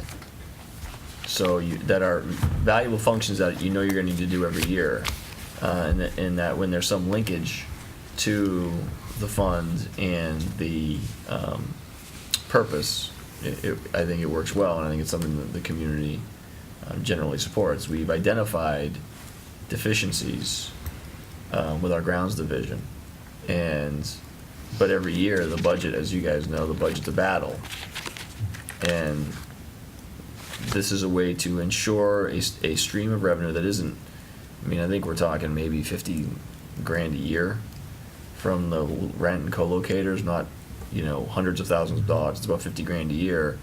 And that amount of money would significantly assist the grounds division in either getting some contracted services or bringing on additional seasonals or, better equipment or something.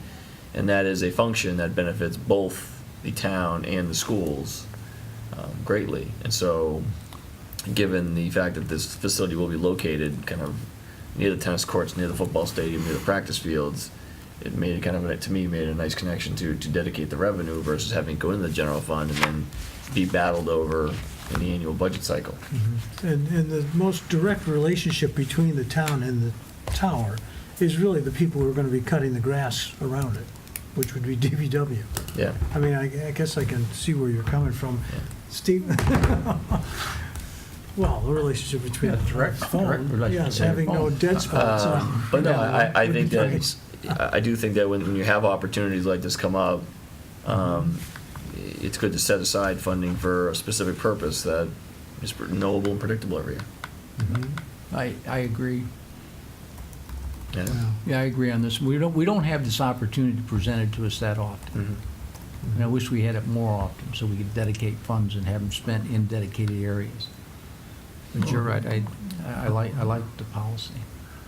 Well, I'm going to give a minority opinion here, because as much as, Stephen, you gave an argument that designating funds has value, I think not tying the hands of the people setting funds is more important. And I don't need to say any more than that. I mean, it's just a different opinion. But I would say that the explanation of this, I think, is misleading to some degree. It says now, acceptance of the statute is intended to allow for the lease. I think it's more the intent of the statute is intended to designate that the lease rental income be allocated to it, because it sounds like, you can't, it just comes across differently. What we're asking the people in town meeting to do is designate revenue from income to a specific use.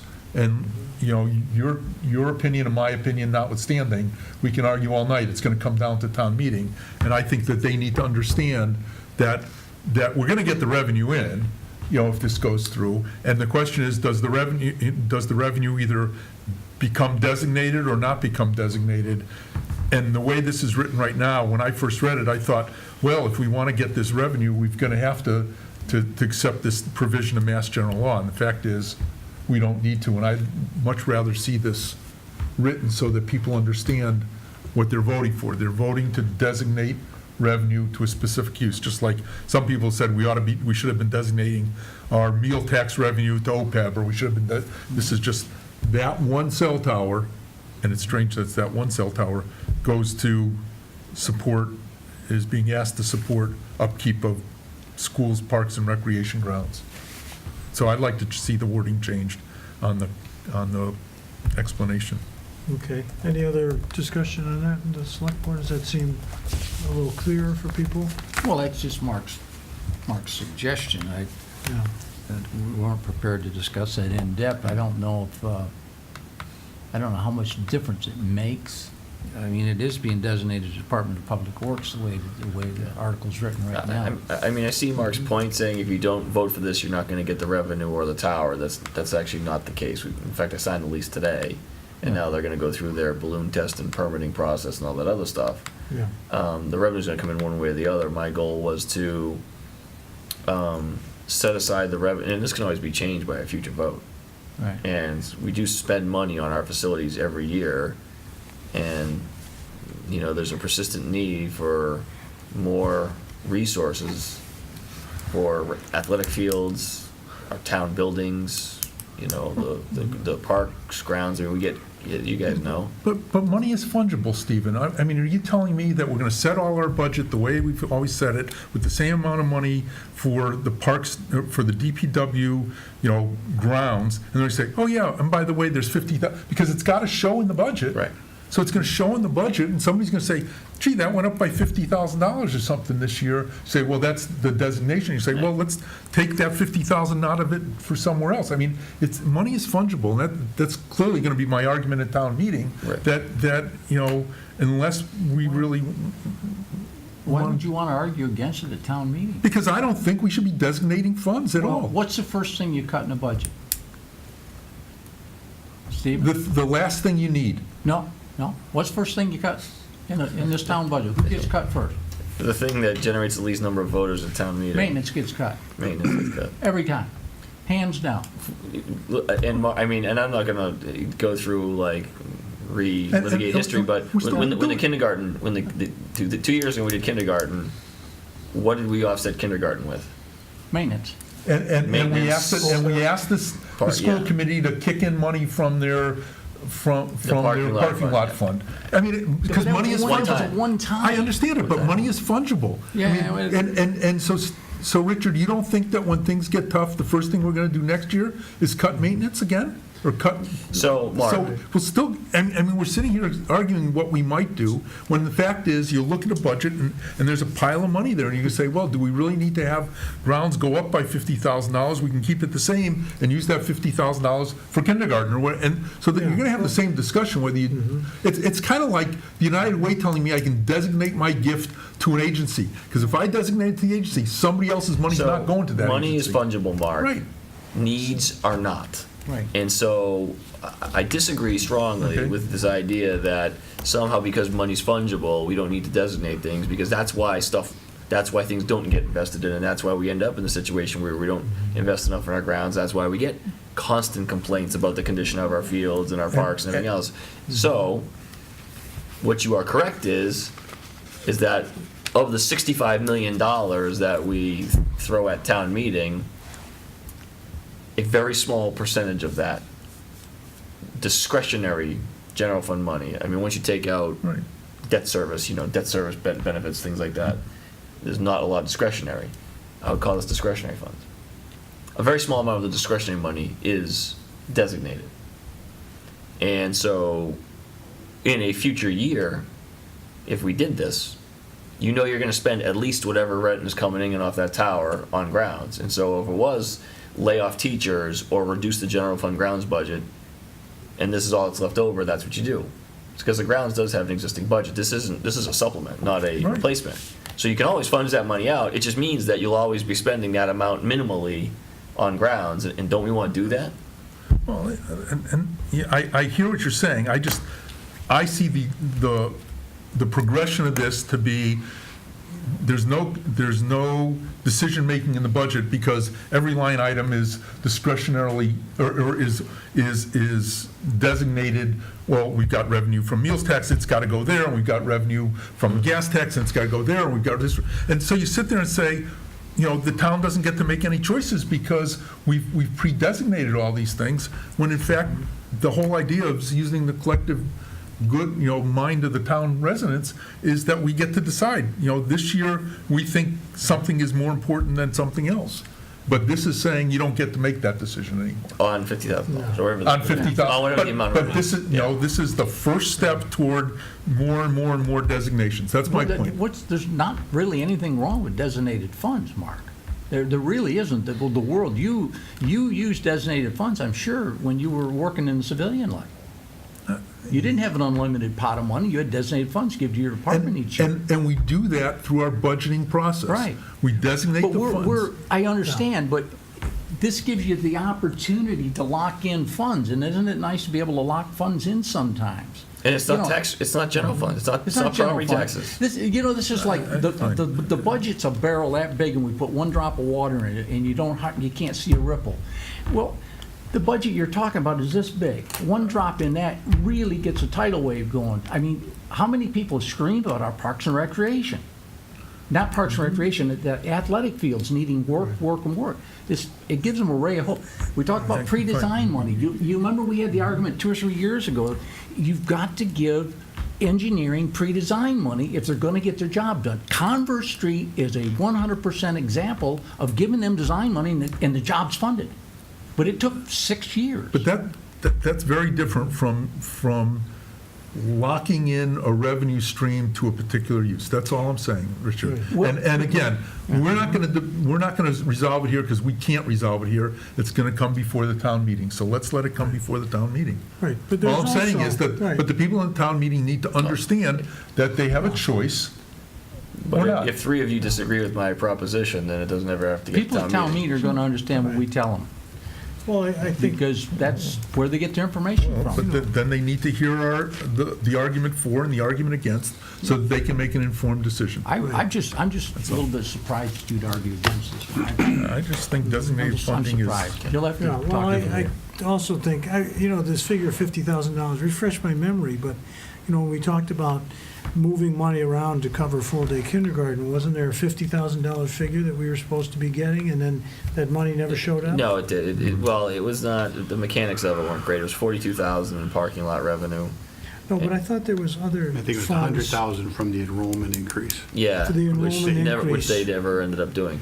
And it never Well, happened, the state right? never funded The it. state never funded it. But in the discussion, on the table, but it never showed up. Well, that was the justification to using free cash for the operating expense, because we said we were gonna get the money back from the state next year, and we never Yes, did. and we didn't. And so that's We what, did not. that's why, your point about Shockingly. designating funds for specific things that people in town want. It's I a mean, small amount of people- money. Listen, if this is $500,000, $500,000, we're not doing this. No.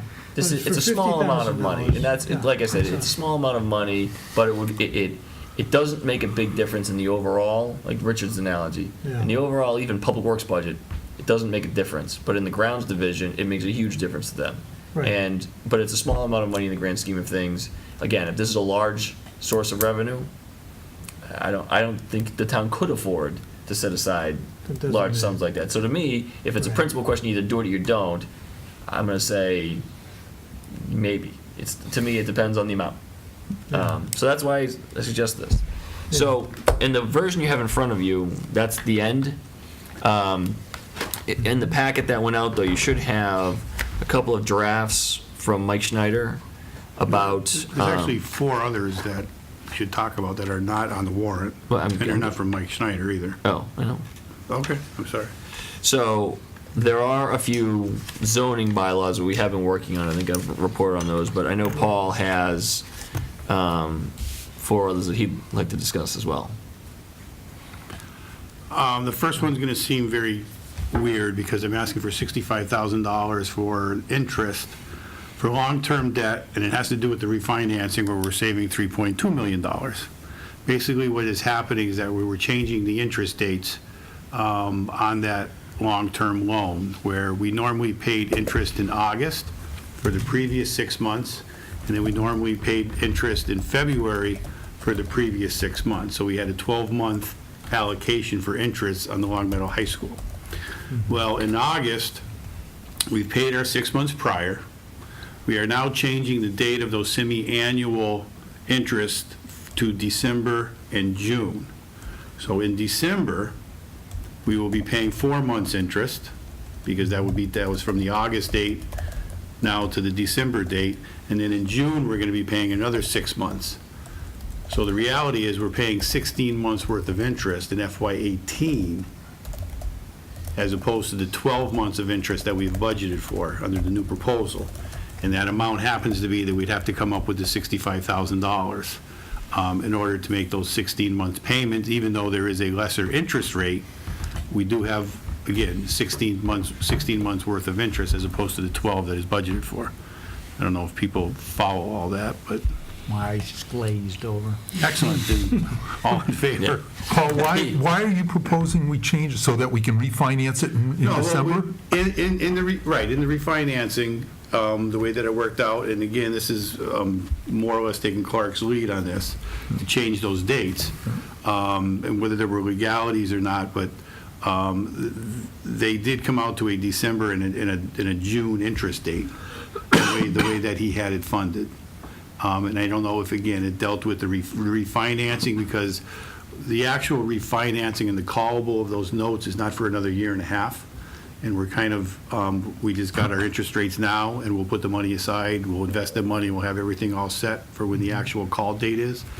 So I'm just not quite sure why, though. I don't have the exact answer of why the dates were changed.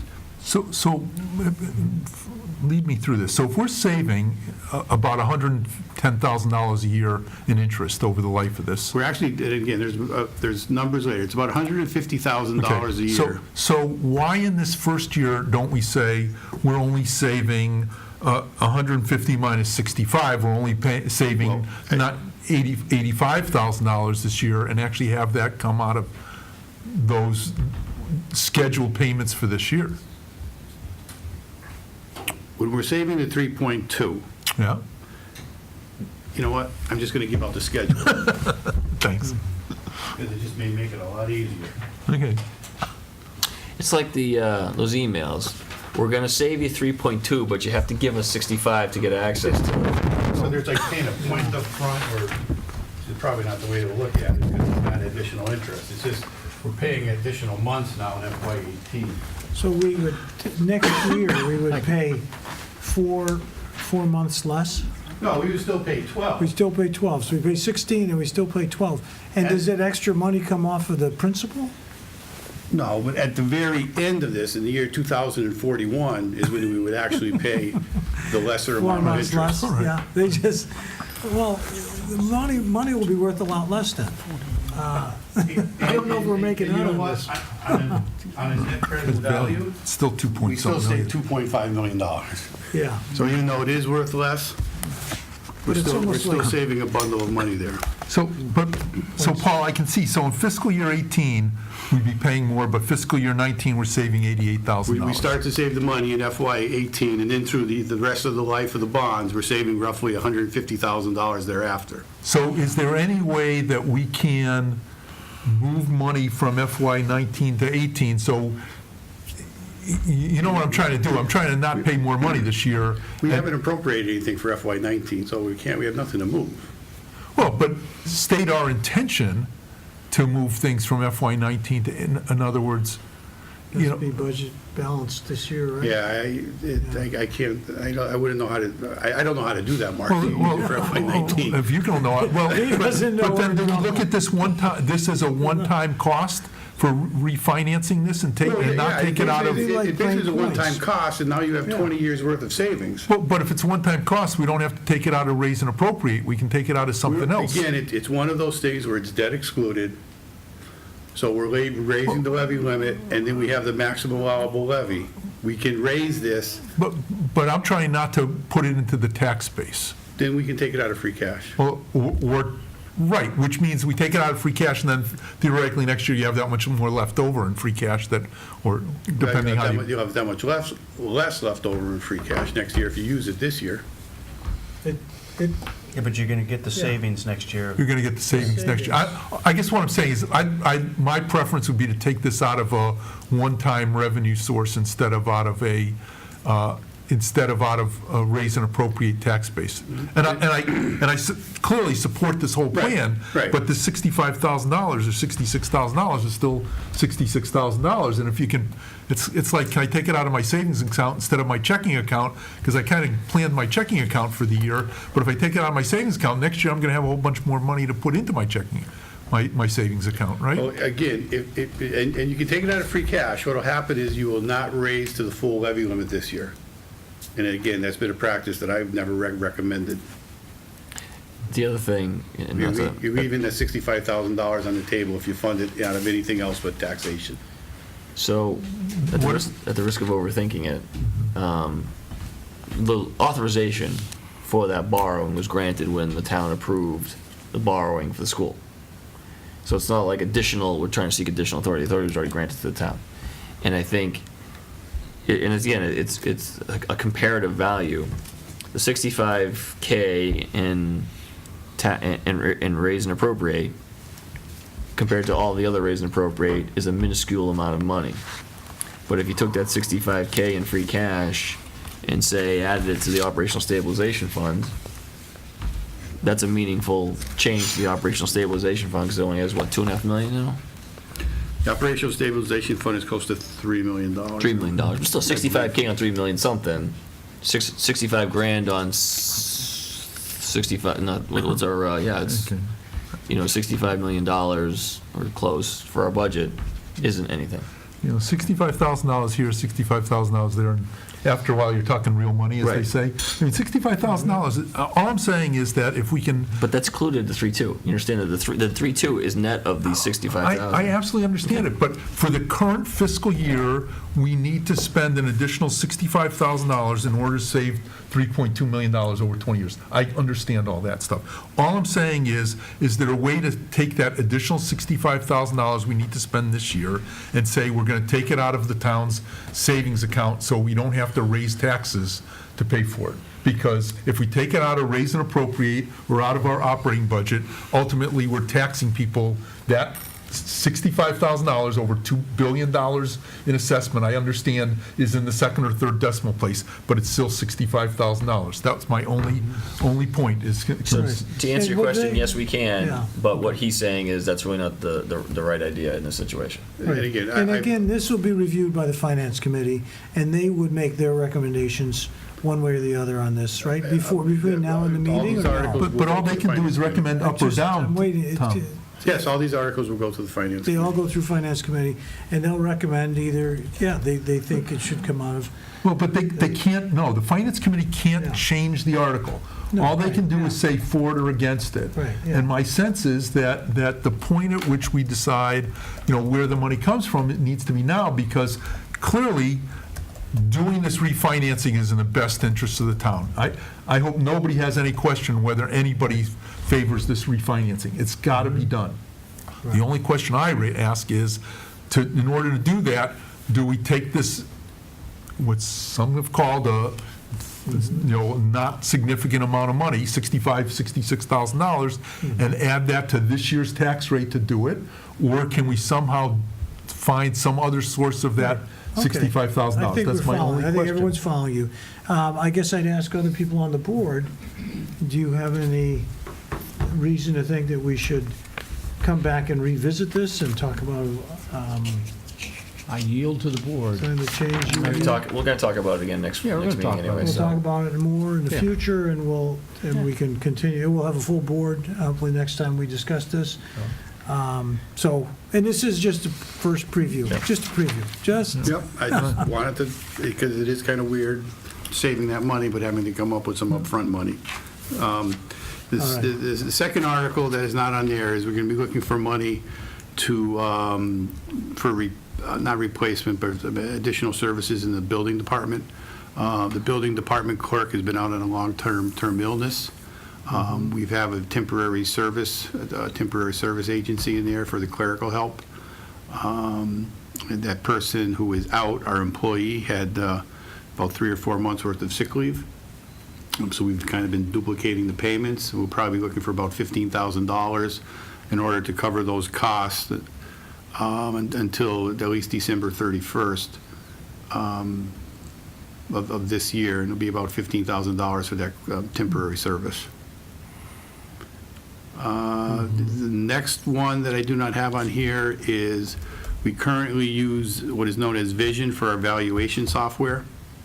They have us on notice that we need to replace and upgrade, or potentially replace the server, but we definitely need to upgrade the Vision software that we're using. And there's an estimated cost of $15,000 to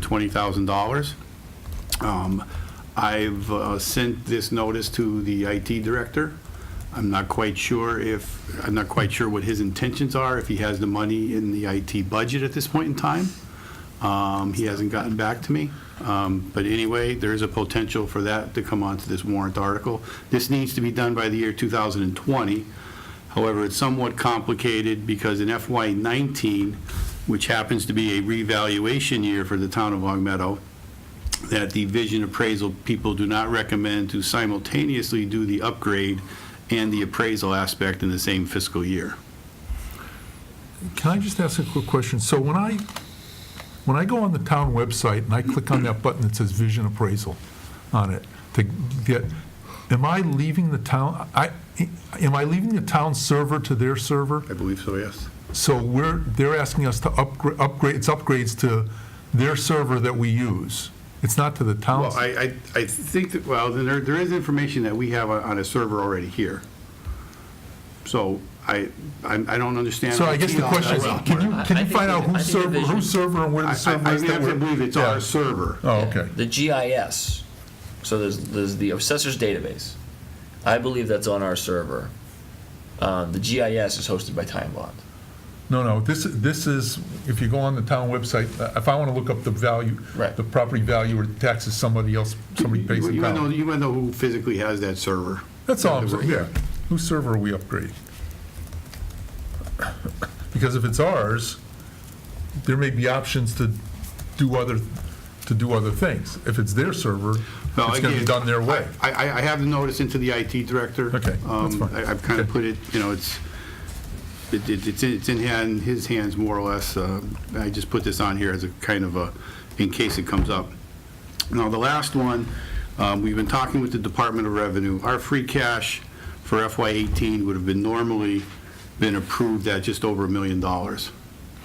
You may recall last year that we went to town meeting and we asked the remaining amount that we got for the surrounding community agreement from MGM, we roughly had $755,000. We asked that go into a special revenue fund, which I thought was the correct way of handling it according to the instructions that I was given last year.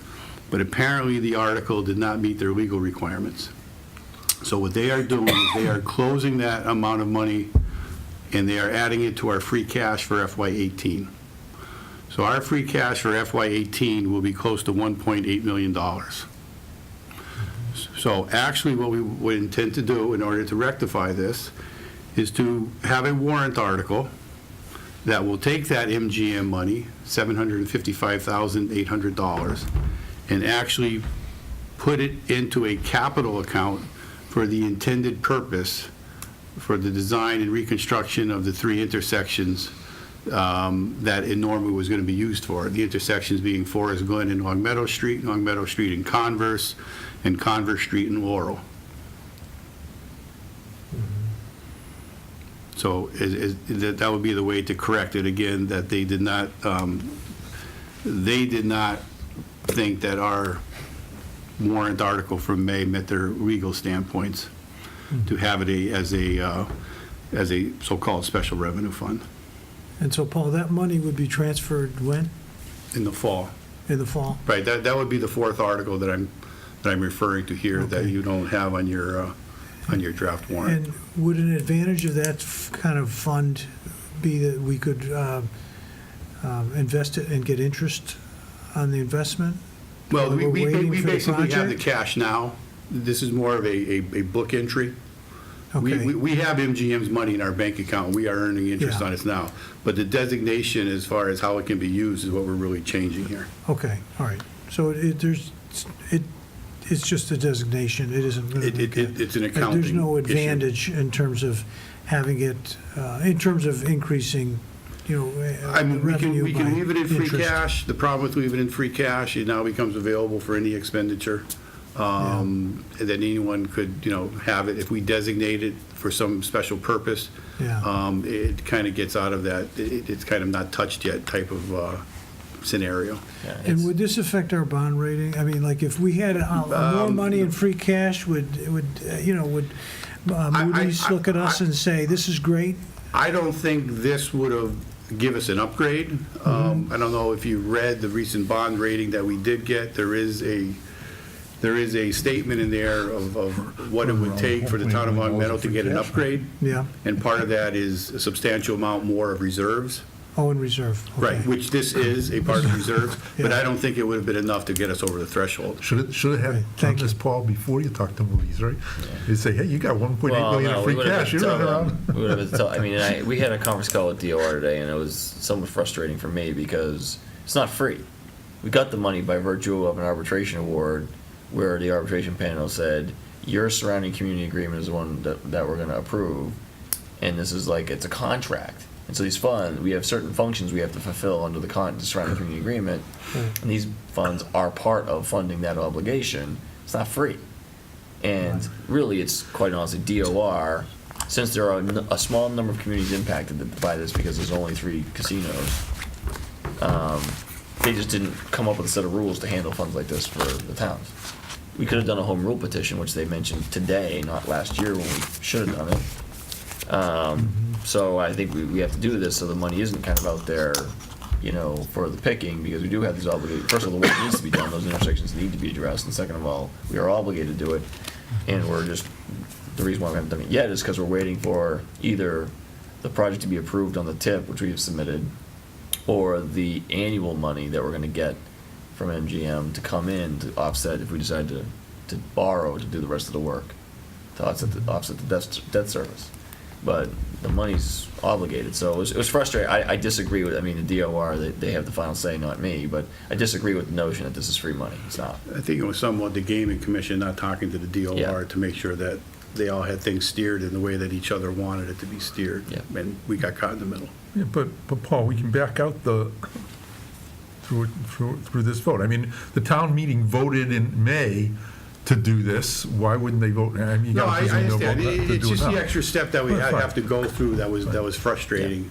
more than anything, saying, we thought we did this last year, we listened to you, somehow there was a breakdown in communication, whether I misunderstood or something else was said, whatever, however it happened. It just didn't meet their muster at this point in time. We just need to take this extra step in order to rectify it. Shouldn't be a big deal. Yeah, I don't see this. So those are the four that he had. And then there are, I thought I'd put a note in the draft warrant that went to you, but you did see that there are two marijuana Yeah. bylaws. What's the difference between, they look pretty One's similar. general, one's zoning, and right now there's this, I think John Robertson mentioned this at MMA, at the legislative breakfast. Yeah. The Attorney General isn't sure, under the legislation, whether or not it should be a zoning bylaw or a general bylaw, and so they're advising communities to adopt both. Because someone's gonna get sued. Belt and suspenders, huh? Yeah, belt and suspenders, exactly, Mark. So, the only difference, one requires a 2/3 vote, one does not. But they both do the same thing, and they're easy for us because the town voted against the referendum. Well, don't bet that they're gonna be easy. Well, that's the problem. thing, there's challenges associated with this, but in terms of us being able to put this forward, it's straight, towns who voted yes can't take the straight ahead approach of the ban and the bylaws, they can only do a moratorium. But but we could talk about those in But greater we, detail. but we, as a select board, can vote also. For the moratorium, For the moratorium. or the outright ban. Right. So we could vote without necessarily making it a zoning or general bylaw change. That's, And I'm not sure why we haven't done that yet. well, the legislative guidance on the act that the governor recently signed, it was just this summer. Right. It's not like we've been sitting on it for 3 years. No, we've been sitting on it for 3 months. But we've been waiting for guidance from council, and now we have it. And I guess my intent was to just go ahead and proceed with the ban, because I guess I thought that was the will of the board. Well, the thing is, doing in a bylaw, it just makes those restrictions at a higher level. It would be much harder to overturn or anything. You'll have to like come that. back at it in a year if you do the moratorium. It's not an indefinite moratorium, it's to December 2019 or something, or 2018 or something. It's a date-specific end of the moratorium. Right, but I think it's a leadership thing that says, look, the select board's adopted this, we're now looking to make it permanent, as opposed to the other way around. That's my opinion. Just the timing of it And that's made why it. I've expressed this Right. numerous times. I think that it's a leadership thing. Well, it's a timing thing, Mark. I think we all kind of run the same page on this. It's just the timing of it made more sense to do this because we had the warrant coming up anyway. So there's that. But There's also, what are we going to do if it backfires? you can still do the moratorium. If it backfires at town meeting, you can still do it at the moratorium. Right, You can okay. still do the moratorium. And I would recommend doing that. I know the police chief would as well. So, we have one that we're working on for window signage. We don't really have a provision. Window signage is signage that you can stick to the inside or outside of a window, less than 25% of the glass area. We don't really have anything in our bylaws that covers that type of signage. Not like sale, where you drive by the big wire armadas and they've got, sirloin, $4.99 a pound or whatever it is, those big giant, kind of Whatever. circulars that they put in the windows. These are more like Starbucks, like advertising the business, the name of the business. Lots of businesses do that, we just don't have a provision in the bylaw, so that's one we're looking at. I think we've talked about infill lots, being able to rebuild on lots that are that are now non-conforming to our dimensional guidelines, but are the same size as virtually every other lot in the neighborhood. And then a question about setbacks for pools, side yard setbacks for pools. There's another one that our zoning task force has been working on. Okay. Well, those sound good. Any comments or questions on those bylaw? No. Well, Ideas? personally, I wouldn't be for changing the lot issue, the non-conforming. Some people buy property and invest money in next to those lots. So because they think they'll remain unbuilt. Yeah. One of the issues we have is sometimes the lots get I'm one of them. yeah. Sometimes the lots get blighted because because they can't build on them. They don't feel like dealing with them. That's a lot of infill lots we have can be troublesome for the. You're Fine, fortunate fine. that it works out for you, but some other neighbors, some other residents have a very difficult time with the owners of infill lots, or if the Fines. town owns them and they're Increase the fines. increased the yeah, we have, and we've attached them, and we've done property liens, but you still have to live there with the long grass. So anyway, that's the warrant. I don't think I have anything else for the warrant. All right, great. So so the next Yeah. meeting is the last meeting, no, there's 2 more meetings before the town meeting. But the next meeting, we've got to adopt the warrant, I assume, right? Yes. Okay. You have to Yeah, I mean, sign certainly if it. there's one thing that we've mentioned that you have questions on, I think just contact Okay. Paul or I offline, and we can go through in greater detail. I mean, I think most of the stuff we've talked about tonight, we've been reporting on as we go. But you're right, we should have the drafts. And I'll get them to you. I won't wait for the next packet. If I get drafts, then I'll just email them to you directly. Okay, all right, great. So, thanks, Paul. And so the next thing would be the community compact regarding the open records, the idea that we might get some funding to help us with that process. Well, Do you want to, Yeah. do you want to consider changing agenda? We've got people that are Yeah, waiting. well, we have appointments, I mean, should we, do you I wanna mean, do that I don't next? mind making Jean wait, but Mary is here tonight, so I would recommend I just suggestion. getting out of turn. Yeah, Okay, Yeah. all right. It's a baptism by fire for Jean. That's The that's part board of the is saying we thing. want to go ahead, so let's move it. All right. We'll talk about that. So, we have appointment of a librarian, we're going to vote on? Yeah, so the library director position became open as a result of Karen Kappenman's retirement, which was kind of a bittersweet thing for us, and I know for her as well. Many of you know, she had some health issues, and so I don't think her timeline was what she envisioned, and certainly not what we hoped for. She was, I mean, a great department head, a great coworker, and a wonderful library director. Nevertheless, she has moved on, and we advertised externally for a replacement. I think about 16 resumes in. We interviewed, I think, 5 or 6, and Jean was the only internal candidate. And after going through the interviews and screening the candidates, there were some pretty good candidates, but I think Jean really distinguished herself by through her knowledge of the Storrs Library and the Longmeadow community, but also her knowledge of how to run a library, how to manage personnel, how to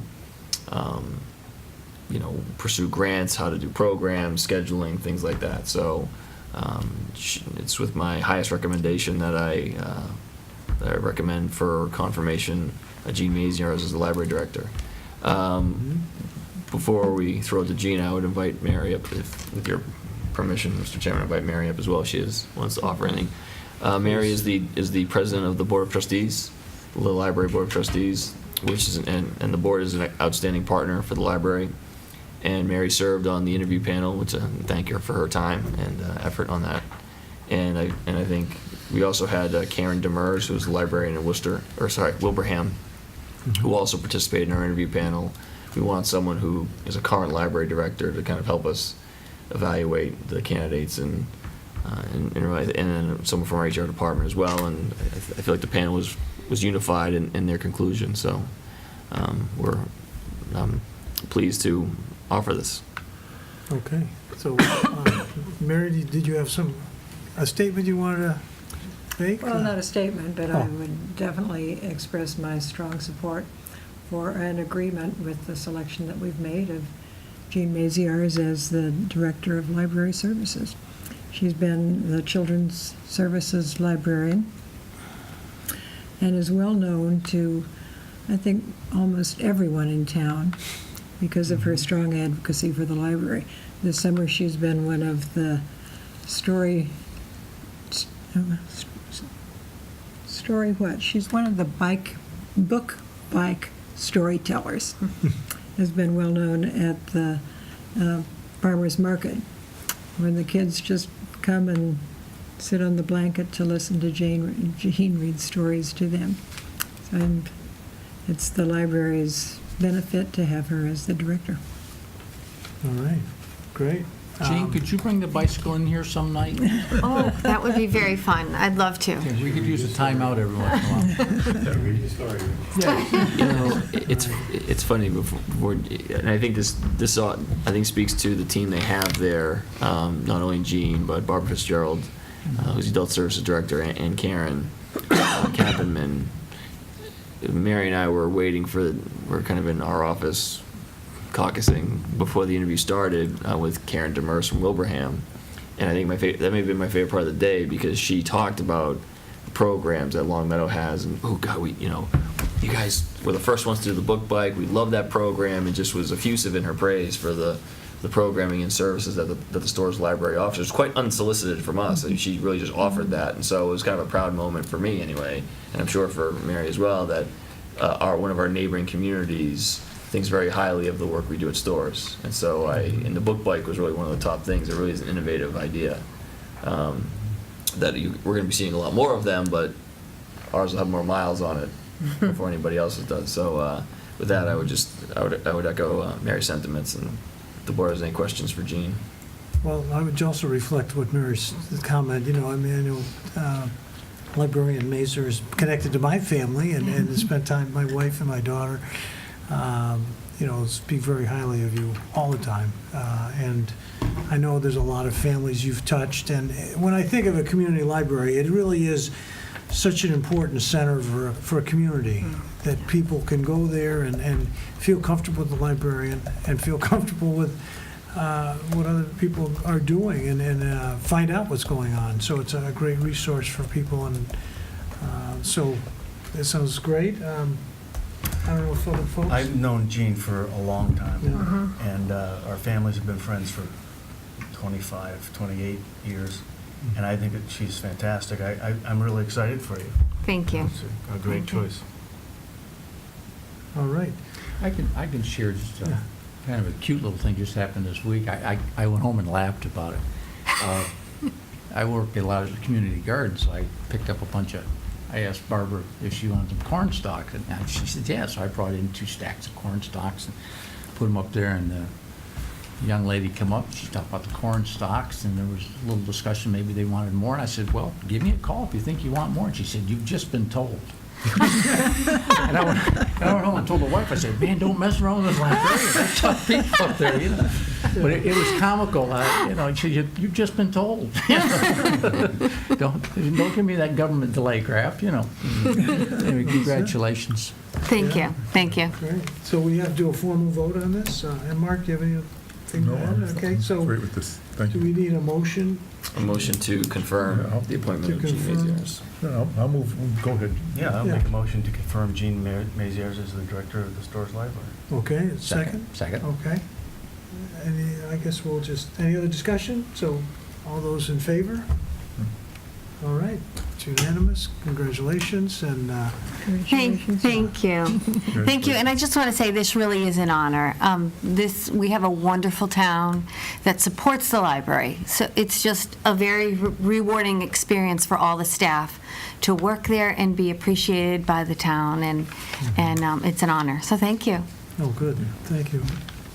I certainly support it. With fees, no. All right.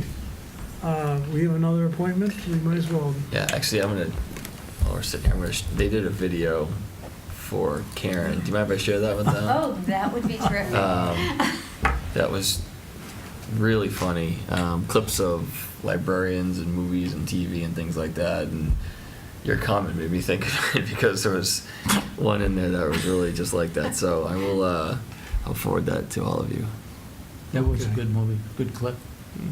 Oh, you saw the video, yeah, right? yeah, yeah. Well, I'll forward that. Yeah, give it to me too, though, please. Yep. All right. And I've already put- to add it to the library website. It was really funny. All right, so we might as well, the next appointment, why don't we can keep them together, so, Yeah, that's fine, because then he has to stay for the rest of the meeting, because that's one of the, when you saw the job description, that was one of the things, attend select board meeting, so, yeah, we can do that one now. That was as needed. Well, I think you need it. So, the next appointment is not a vacancy. It is a new position, a new stipended position. So it's additional duties for an employee. It was the assistant town manager. We've discussed it a few times here. And just to go back in terms of why we're doing this, it's a big job.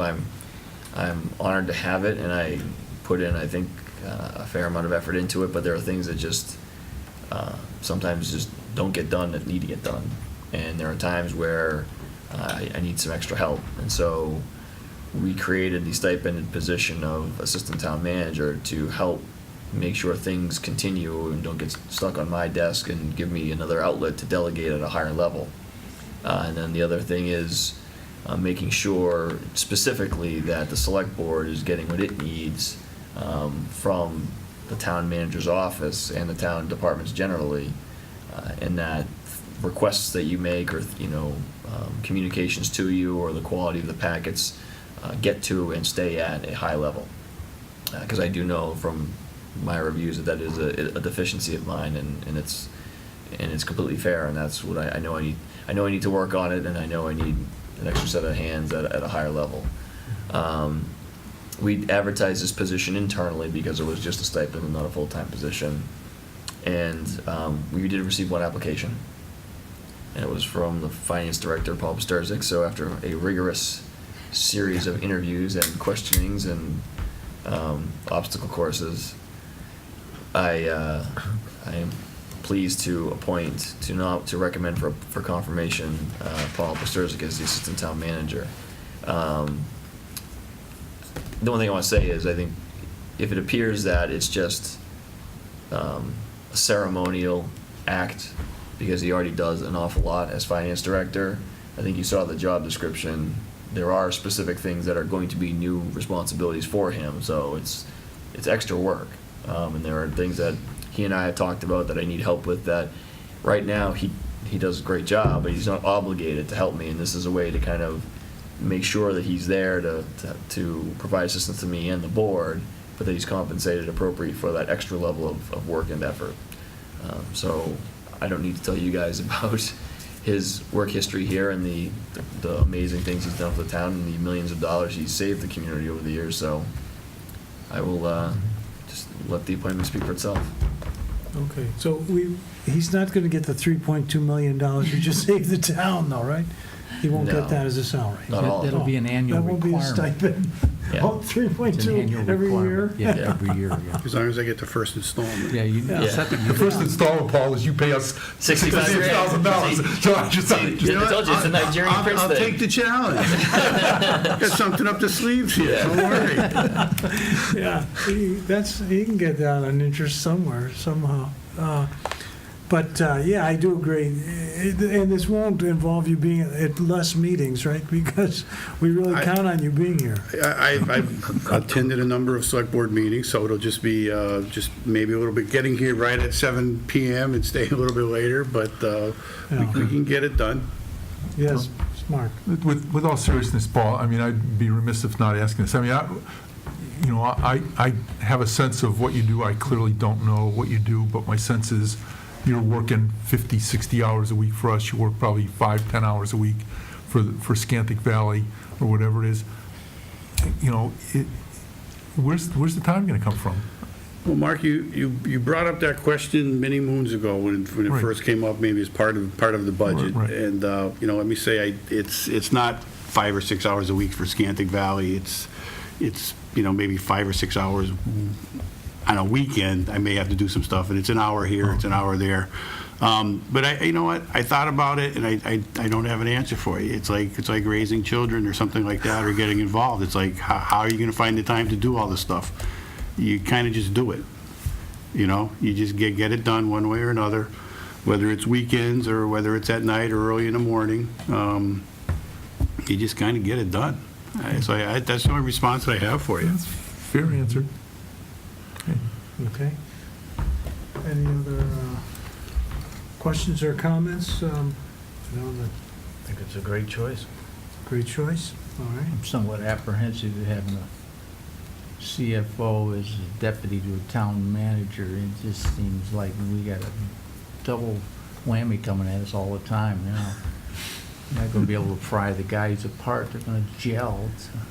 I say that in fun, folks. Yes. Paul, I don't think I've ever found an individual at local government or even in the federal government more qualified than you are for the position you've taken. You have a phenomenal grasp on the entire organization, and I know Stephen, you have worked very close since he's been here. I know that for a fact. For the 2 years I was in there, there was constant communication. So I know he has always treated you as his extension of his right arm. I'm pretty certain on he trusts your judgment, and I think you both have developed into a pretty top-notch management team for our town. I think it's starting to show. I mean, you just say $3.5 million. There's other things that are happening. There's a long laundry list of stuff that's happening because of the synergy that you two are developing, bouncing stuff back and forth, which it's a great thing to see. That's the environment you really want to move forward. So I congratulate you on your appointment. Thank you. It's not confirmed yet, though. Well, it will be. Yeah, and so, yes, it's great that. Let me be the first to congratulate you.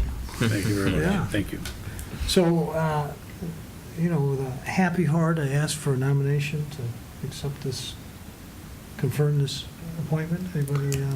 Mark, you usually Sure, jump okay, in. I'll move that we accept the appointment of Paul Pasturzik as the Assistant Town Manager. Second? Second. Okay. Any discussion? All those in favor? And none opposed? So, congratulations. Thank you, And, Board. Thank you, Stephen. Thank you. Yeah. Thank you.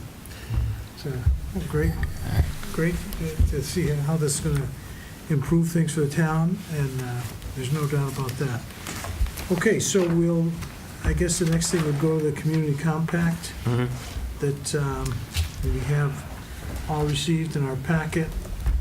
And you initially submitted an application for 2 best practice areas, and now you are, well, those 2, the OPEB one will be removed, I guess, and then the one for, looking at open records will be added. Well, it started to not spin out of control, but I started bouncing around a little bit, looking at things and changing my mind on issues depending. I mean, like you were at the meeting, Tom, where John Robertson from MMA, after I ranted for the 100th time about the open records law and how unfair it is to the municipalities in terms of not being declared an unfunded mandate, and the Secretary of State is not using his authority to grant relief to communities who receive harassing or antagonistic, 100 open records requests, a day from certain individuals. Well, it's kind of surprising that the court wouldn't support the towns. Well, it's the Secretary of State's not even the court. The relief was so Secretary you of didn't State, have to I mean, go to yeah. court, Yeah. and the Secretary of State's saying, no, we're not going to help you out. Yeah. And so, being that the rules aren't going to change, I think I've mentioned this when we did CPA requests last year, that I always thought that the way to make the open records law less impactful to communities is to give them the tools to make record searches easier. So you don't have to physically go in and search files at all. You can scan and index your files and just search with a few keystrokes. But it costs a lot of money to do that, and especially since they have to be done a certain way to the Secretary of State standards. $20,000, $30,000, $40,000 for just a few years worth of vital records each time we do it. We went through this with a couple of warrant articles last few years. You guys remember that? And so I think this is something the state should do, and I feel like this should become a best practice. And so when John Robertson said, has anybody done a compact community application for doing this, I thought, oh, That should be us. Yeah. that's a good idea. So but then we talked about a few other ideas, and I know if you look at there's not a lot of options out there for best practice, and you can do other and come up with different ideas, and this one will be an other. But I just wanted to see if, the board wanted to look at different priorities, or if, I had said I was going to do one thing, and now I'm changing it again. And I said I was going to do a different thing, and I'm changing it again from that. I think that one of the things I looked at is workplace safety, and that really is, all workplaces need to be aware of safety, and Mark, we've talked about this quite a bit, especially our DPW. I really look at that as something that we are going to develop. We have workplace safeties, the guys go to trainings, you see our Meyer Awards benefits we get every year. Those are the result of going to safety trainings and doing courses and things like that. So I don't want to convey that we don't have workplace safety structures, we do, but to really create that culture of safety and develop repeatable trainings and things like that, we're really looking forward to the new facility to have much better capacity to do that. There isn't a training room at the current facility. And there isn't really, a smart board where someone can come in and do the presentations. And so to create that culture, it's very difficult in the current DPW, but I think it'll be built in the new facility. We're still 2 years away from that, so I thought this is something in the interim that would be a good idea. That, like I said, MMA was the one who gave me the idea. All right, and so do we have a number, because we would look for funding, right? That would You don't service- submit a number; they just give you an amount. They just give you an amount. Yeah. And so, but we would detail how Right. basically, any meeting that we hold in town that is a public and open meeting, we have to have minutes on, and, Yeah. right? And all those minutes, they're not all electronic, are they? Well, eventually, they eventually get submitted. Usually, they get emailed to Kathy in Word form. Yeah. So And then she could develop, storing and filing mechanisms to make it so she knows where to search, or any clerk knows where to search. Yeah, and so that data management function, I know, Ideally, my vision of this is really ideally, all towns do this. And then when clerks are on vacation, a clerk from another town can come in and do the search yeah. easily. And so you're not, because they put aggressive timelines in for responses, and if a clerk is on a 2-week vacation and they get a request at the beginning of the vacation, the town could be at risk of being fined for not complying a certain amount of time. And that's where, and we're years away from this, but ideally the vision is any clerk could go in any town, log in, and look and help each other out. Mhm. And because it's all open meeting stuff anyways, they could even be in their own town and click in Right. our system Right. if we gave them access to Yeah, that. it's open records. It's Yeah, marriage licenses, right. birth certificates, minutes, agendas, but also, other documents. All documents. And like I say, Longmeadow's actually in pretty good shape. Kathy Ingram does a fantastic job. This Friday, we're having our town offices are closed to the public because we're doing an annual cleanout day where we clean out records subject to the retention of record schedule. So we're not hanging on to stuff longer than we need to because we have such little storage. Right. Um, But that doesn't mean anyone's marriage records will be disappearing. no, there are certain things you have to store permanently. Yeah. Physically, the physical document, you have to keep them in perpetuity. Yeah. So we get rid of things that only have to be kept, 7 or 10 years, so we don't displace the storage space for the stuff that has to be kept permanently. Mhm. And then the other thing is Kathy does do a good job of scanning and applying for scanning and indexing of those records. So we are probably ahead of a lot of other towns of our size, or a lot of other towns, period. This, I think, takes us to the next level, and really, we can create a model that other towns can adopt. Now, let me ask you a question. If a person does a home birth in Longmeadow, do they get a Longmeadow birth certificate? I have no idea. Because they was born in the town? I would think they'd have to, but I don't know Well, if we even if issue you were one. born in the hospital, you get. No, so home birth, but you have to get a certificate of birth from the location, the town you're, sorry, maybe I'm going off. Yeah, Sorry. a little bit. Okay, well, somebody will try it. Like a Yeah. streamliner going over the park. It's best if we just cut the cord on that line of questioning. Okay, yeah. Let's cut the cord, yes. Yeah. Okay, so, That is a question for Catherine Ingram, though. She knows off the Okay. top of her head. I do not. good. Well, on with the placenta. Next, do we, as a board, do we have any comments on this? Does it seem like a reasonable thing for him to Go look for it. for Go for the it. community compact? Yeah?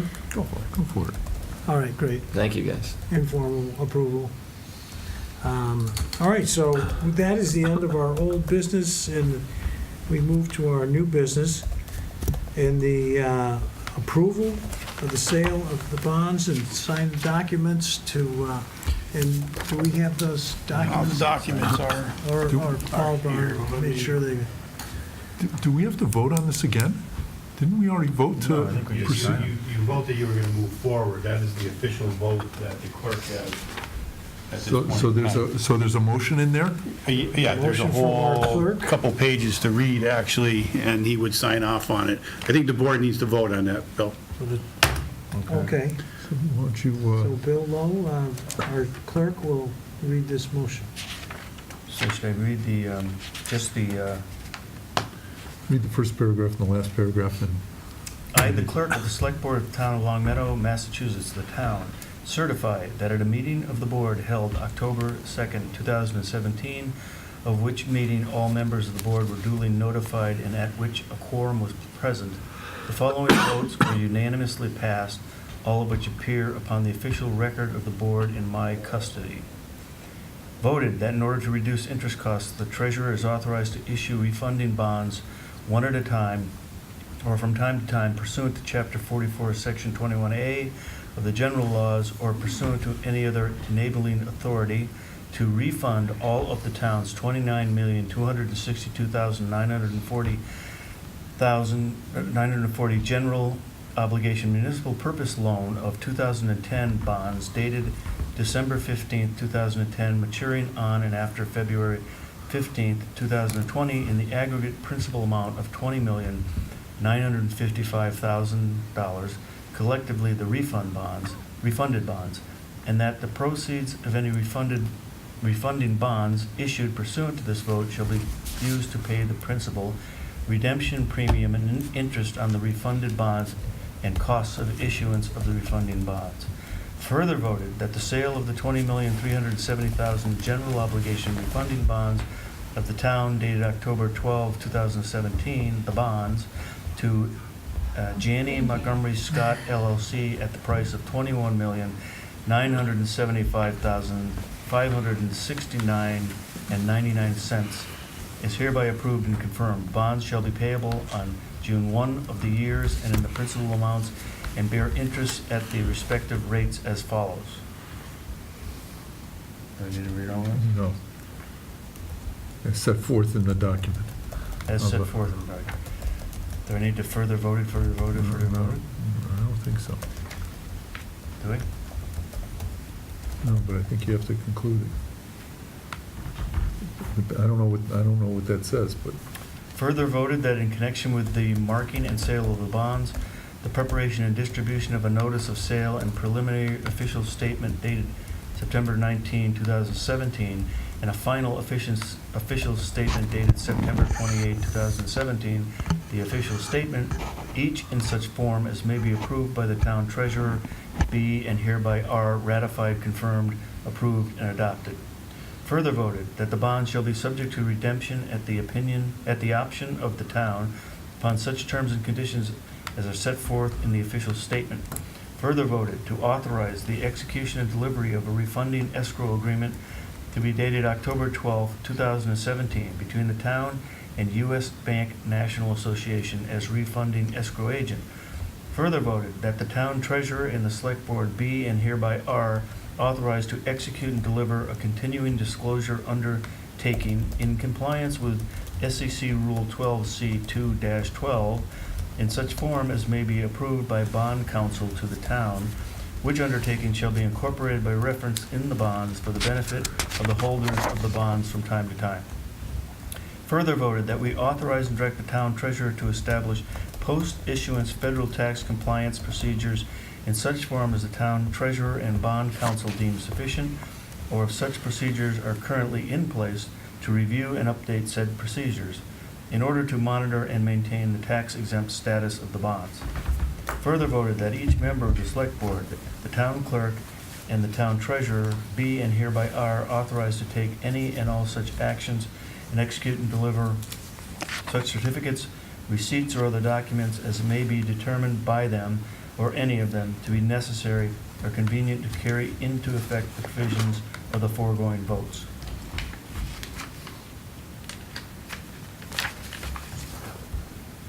that's your motion? Second. Yes. Could you repeat the motion, please?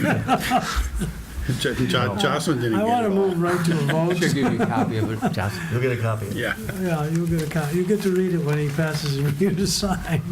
Do we need to vote? So, yes, Yeah. we will Yes. go vote, and so, all those in favor, again, and we'll Who was the second? approve? I was. Oh, okay, there's our second, and so we will sign that document and save Stretch out the arms. ourselves a ton of money.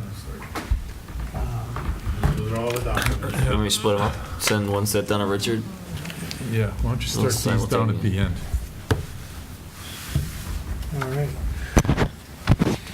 Thank you, Deputy Town okay. Manager. And so we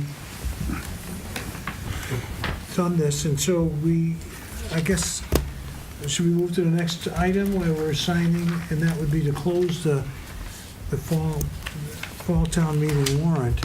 Why do No, we we're not need to gonna close leave it that? open. Why do we need to close the town meeting warrant, since we've got a whole bunch of outstanding articles, and we've shown that it doesn't stop anybody from submitting anything, because we're gonna have to open it to accept those anyway, when the time comes, and those would slip in, so the fact is, it's just a kind of a point of fact, it doesn't do anything at this point. Well, I guess I'm wondering if the reason we have to do it is that if anything was to happen between now, that would interrupt it. At least it's been closed, and that means we've accepted it, right? No, we haven't really, Tom, 'cause we have to No? open it. And Mark's point, we discuss it every year. The past twice a history, they year. always closed it and reopened it. We used to close and reopen about every meeting. Yeah. And it all came about citizens petitions, but anytime the warrant is open, the citizen petition will be put back on it. Okay, And we know right now, you can close it tonight, but we're gonna reopen the warrant on next meeting, because you have to open it to vote on it. all right. So, Or to allow these other articles in. so if there's another article, I mean, you could have a citizen petition come from our discussion tonight, and it'll be all processed and be waiting to be put on the warrant, so. I don't know if it really matters. I'm just one opinion. Well, Mark's an opinion. I kind of agree with him. It's just, we go through it, but I'm not sure why we go through it anymore. Any comment from the management team? I think Debbie just follows the same calendar she's always had. We certainly want to give you the option Okay. of closing it. But I don't think it matters. I think you're right. I think it doesn't matter. I mean, the intent was way back when, that the warrant was all ready, done, no more articles coming and going, and you closed it so that it could go to the printer, but in this case, it's Right. not, so why close it? So we'll withhold this vote until we're gonna close it for the printing, I guess. Whatever. All right, good. We'll move on from there. I mean, conceptually, the Yeah. board could just say, the ones you present us tonight are fine, we're closing it, and we're gonna vote on it next week. You could conceivably say that, but if you want to see the ones we promised, then you're right, leave it open. Well, the question is, how badly do you want the ones you promised us to get on the warrant? Because if we're gonna reopen it, Yeah, why close it? we should leave it open. On the other hand, if we have no intent, if those were just kind of, well, maybe we will want. No, we need them, we want to put them on.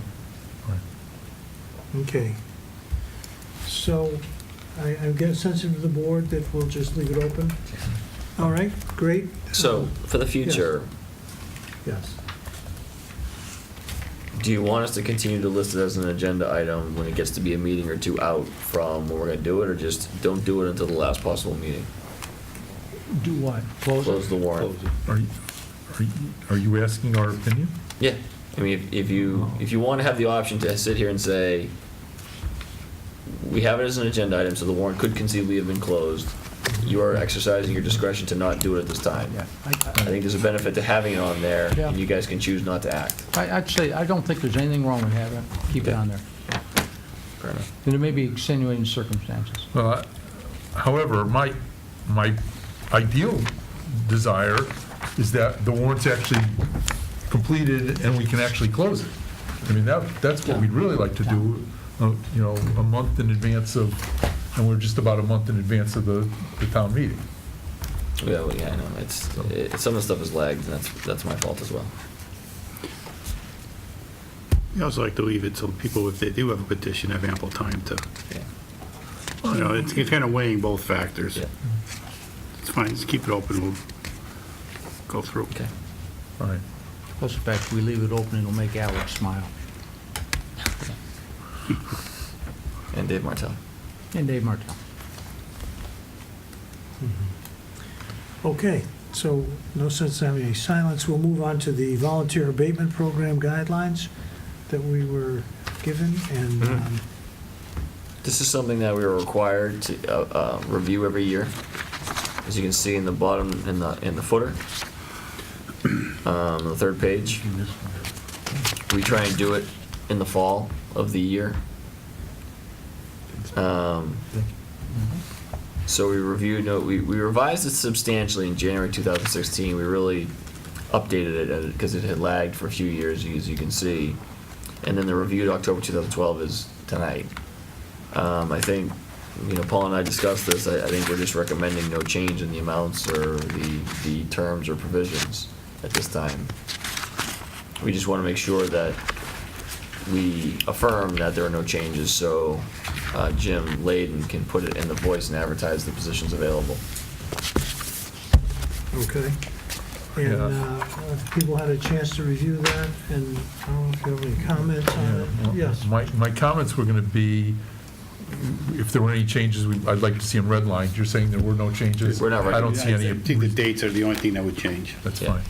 Yeah. Okay. Let's All go, right. let's go with it. Yeah, Richard, I think, was the one who discovered that we're supposed to be doing this every year Yeah, by every year. statute. And we did a major rewrite in January of 2016, as you can see. Yeah.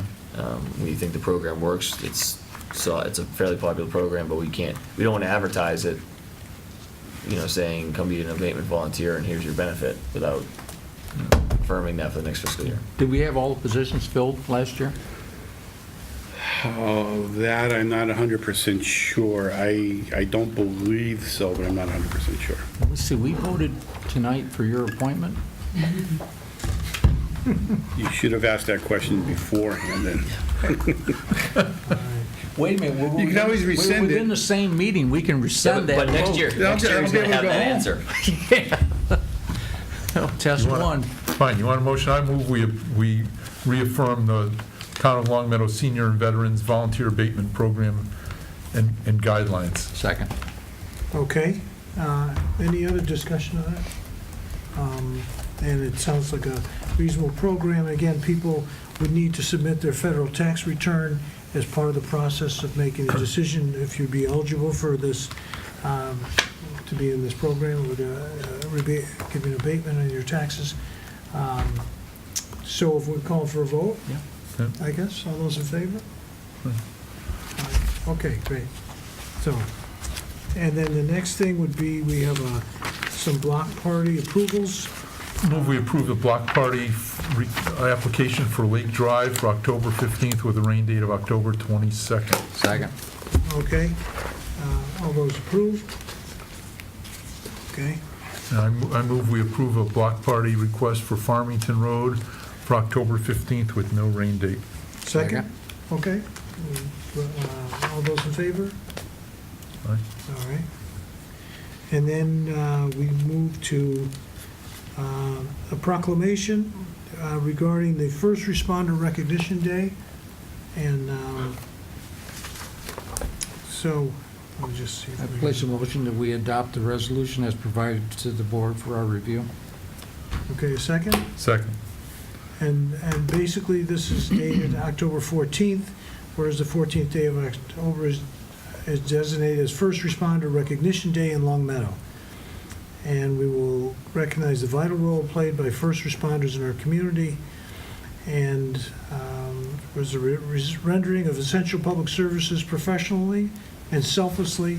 Longmeadow first responders help to assure an orderly society and enhance the citizenry a sense of security, whereas first responders sacrifice their lives daily in order to protect the life and property of the general public, and whereas in placing the well-being of society above their personal concerns, and in some instances, risking their lives for the sake of others, the first responders of the town of Longmeadow exemplify the highest nobility and greatest commitment to humanitarian ideals. Now therefore, let it be resolved that we, the Longmeadow Select Board, on behalf of the residents of Longmeadow, do hereby proclaim the day of October 14th, 2017, as First Responder Recognition Day. it is fitting and proper that the first responders of Longmeadow be recognized for their outstanding and courageous service to the residents of this great town. Dated October 2nd. So, and any discussion? All those in favor? Okay, approved. And, when you hear the, like this television with the coverage of Las Vegas, and I remember I lived in Los Angeles, and one night I heard an automatic weapon go off, and it is just the scariest thing you can imagine, to be in bed and hear one of those things go off, and to think that, the police have to go out and confront that kind of weaponry is pretty courageous work, so. All right, so we move on to a one-day liquor license approval for the Knights of Columbus. I'll move we approve a one-day liquor license for the Knights of Columbus for October 21st, 2017, as approved by or as recommended by the police chief. Second. Okay, we have a second. All those in favor? Okay, all approved. And that is the end of our new business. And do we have any subcommittee reports? Okay, and I guess we can move to adjournment. Before we do Yes. that, just because liquor licensing made me think of it, I did speak to Attorney Dan Kelly just today about the liquor license hearing that had been continued by the commission. All right, He inquired about a deadline to submit the materials requested. We're doing some research. I didn't know if there was like a statutory deadline under the ABCC rules where, like, planning board has like 65 days from end to end. We have to grant permission. We're just researching that question to make sure we know if there's a, deadline outside, that's required in statutes. But he is working on it, and he is having the work, his architect do the zoning determination, and they're working on the documentation. So that's why it's not back tonight. Stephen, just to follow up on that, the whole issue you brought up about the planning board and parking, is any of that being addressed? Also? That's one of the things they're looking at, yeah. Okay. He gave it to his architect. We did have a discussion about it today, and he just wants to know what his deadline is to give to the architect and the other people. And I assume sometime in November, if the statutes don't dictate otherwise. Or if the board wants to leave it open-ended until until they can get the information, but. Personal opinion is take the time it takes to get it right. Yeah. Now, if the ABCC says you only got 60 days, then Right. they got 60 days to get it right. But Yeah. for me, if it takes 90 days to get it right, get it right. I'm sure we're gonna have another meeting before we know, so we can we can put this on the agenda at the next meeting, or I can just get feedback one-off by email. right, because it also seems like, we can't really have people go in and look at the place in terms of, it's unfinished. They're still gonna have to build it, so. Yeah, we're can't do, pretty they sure. signed the lease, but they can't do Yeah. inspections, so. So, okay, so good. Sorry. Thank you for I didn't following mean up. to extend the meeting, but I know that was a big issue last time, and I didn't have any of my town manager's report, because I didn't have the conversation with the guy till today. Yeah, yes, the last time you extended the meeting, it was a big deal, I think, I can recall that, yes, so. Wait, I forgot I had some stuff for. Again? Oh, yeah, we got to sign the block parties and the Block party, liquor license. Oh my God, okay, Debbie would- good. And well, Debbie before would we use her leave the red room, boots we'll on. make sure all the appropriate signatures are in the right place, But and so I guess I would see if we have a motion to adjourn, I'll move we adjourn, a second, so we have time to. Second. and it's been seconded by Bill, and we are going to vote on adjournment. All those in favor? All right. Well, thank you for tuning in, and Don't mind we'll us, we're see you just in signing. 2 weeks. Thank you.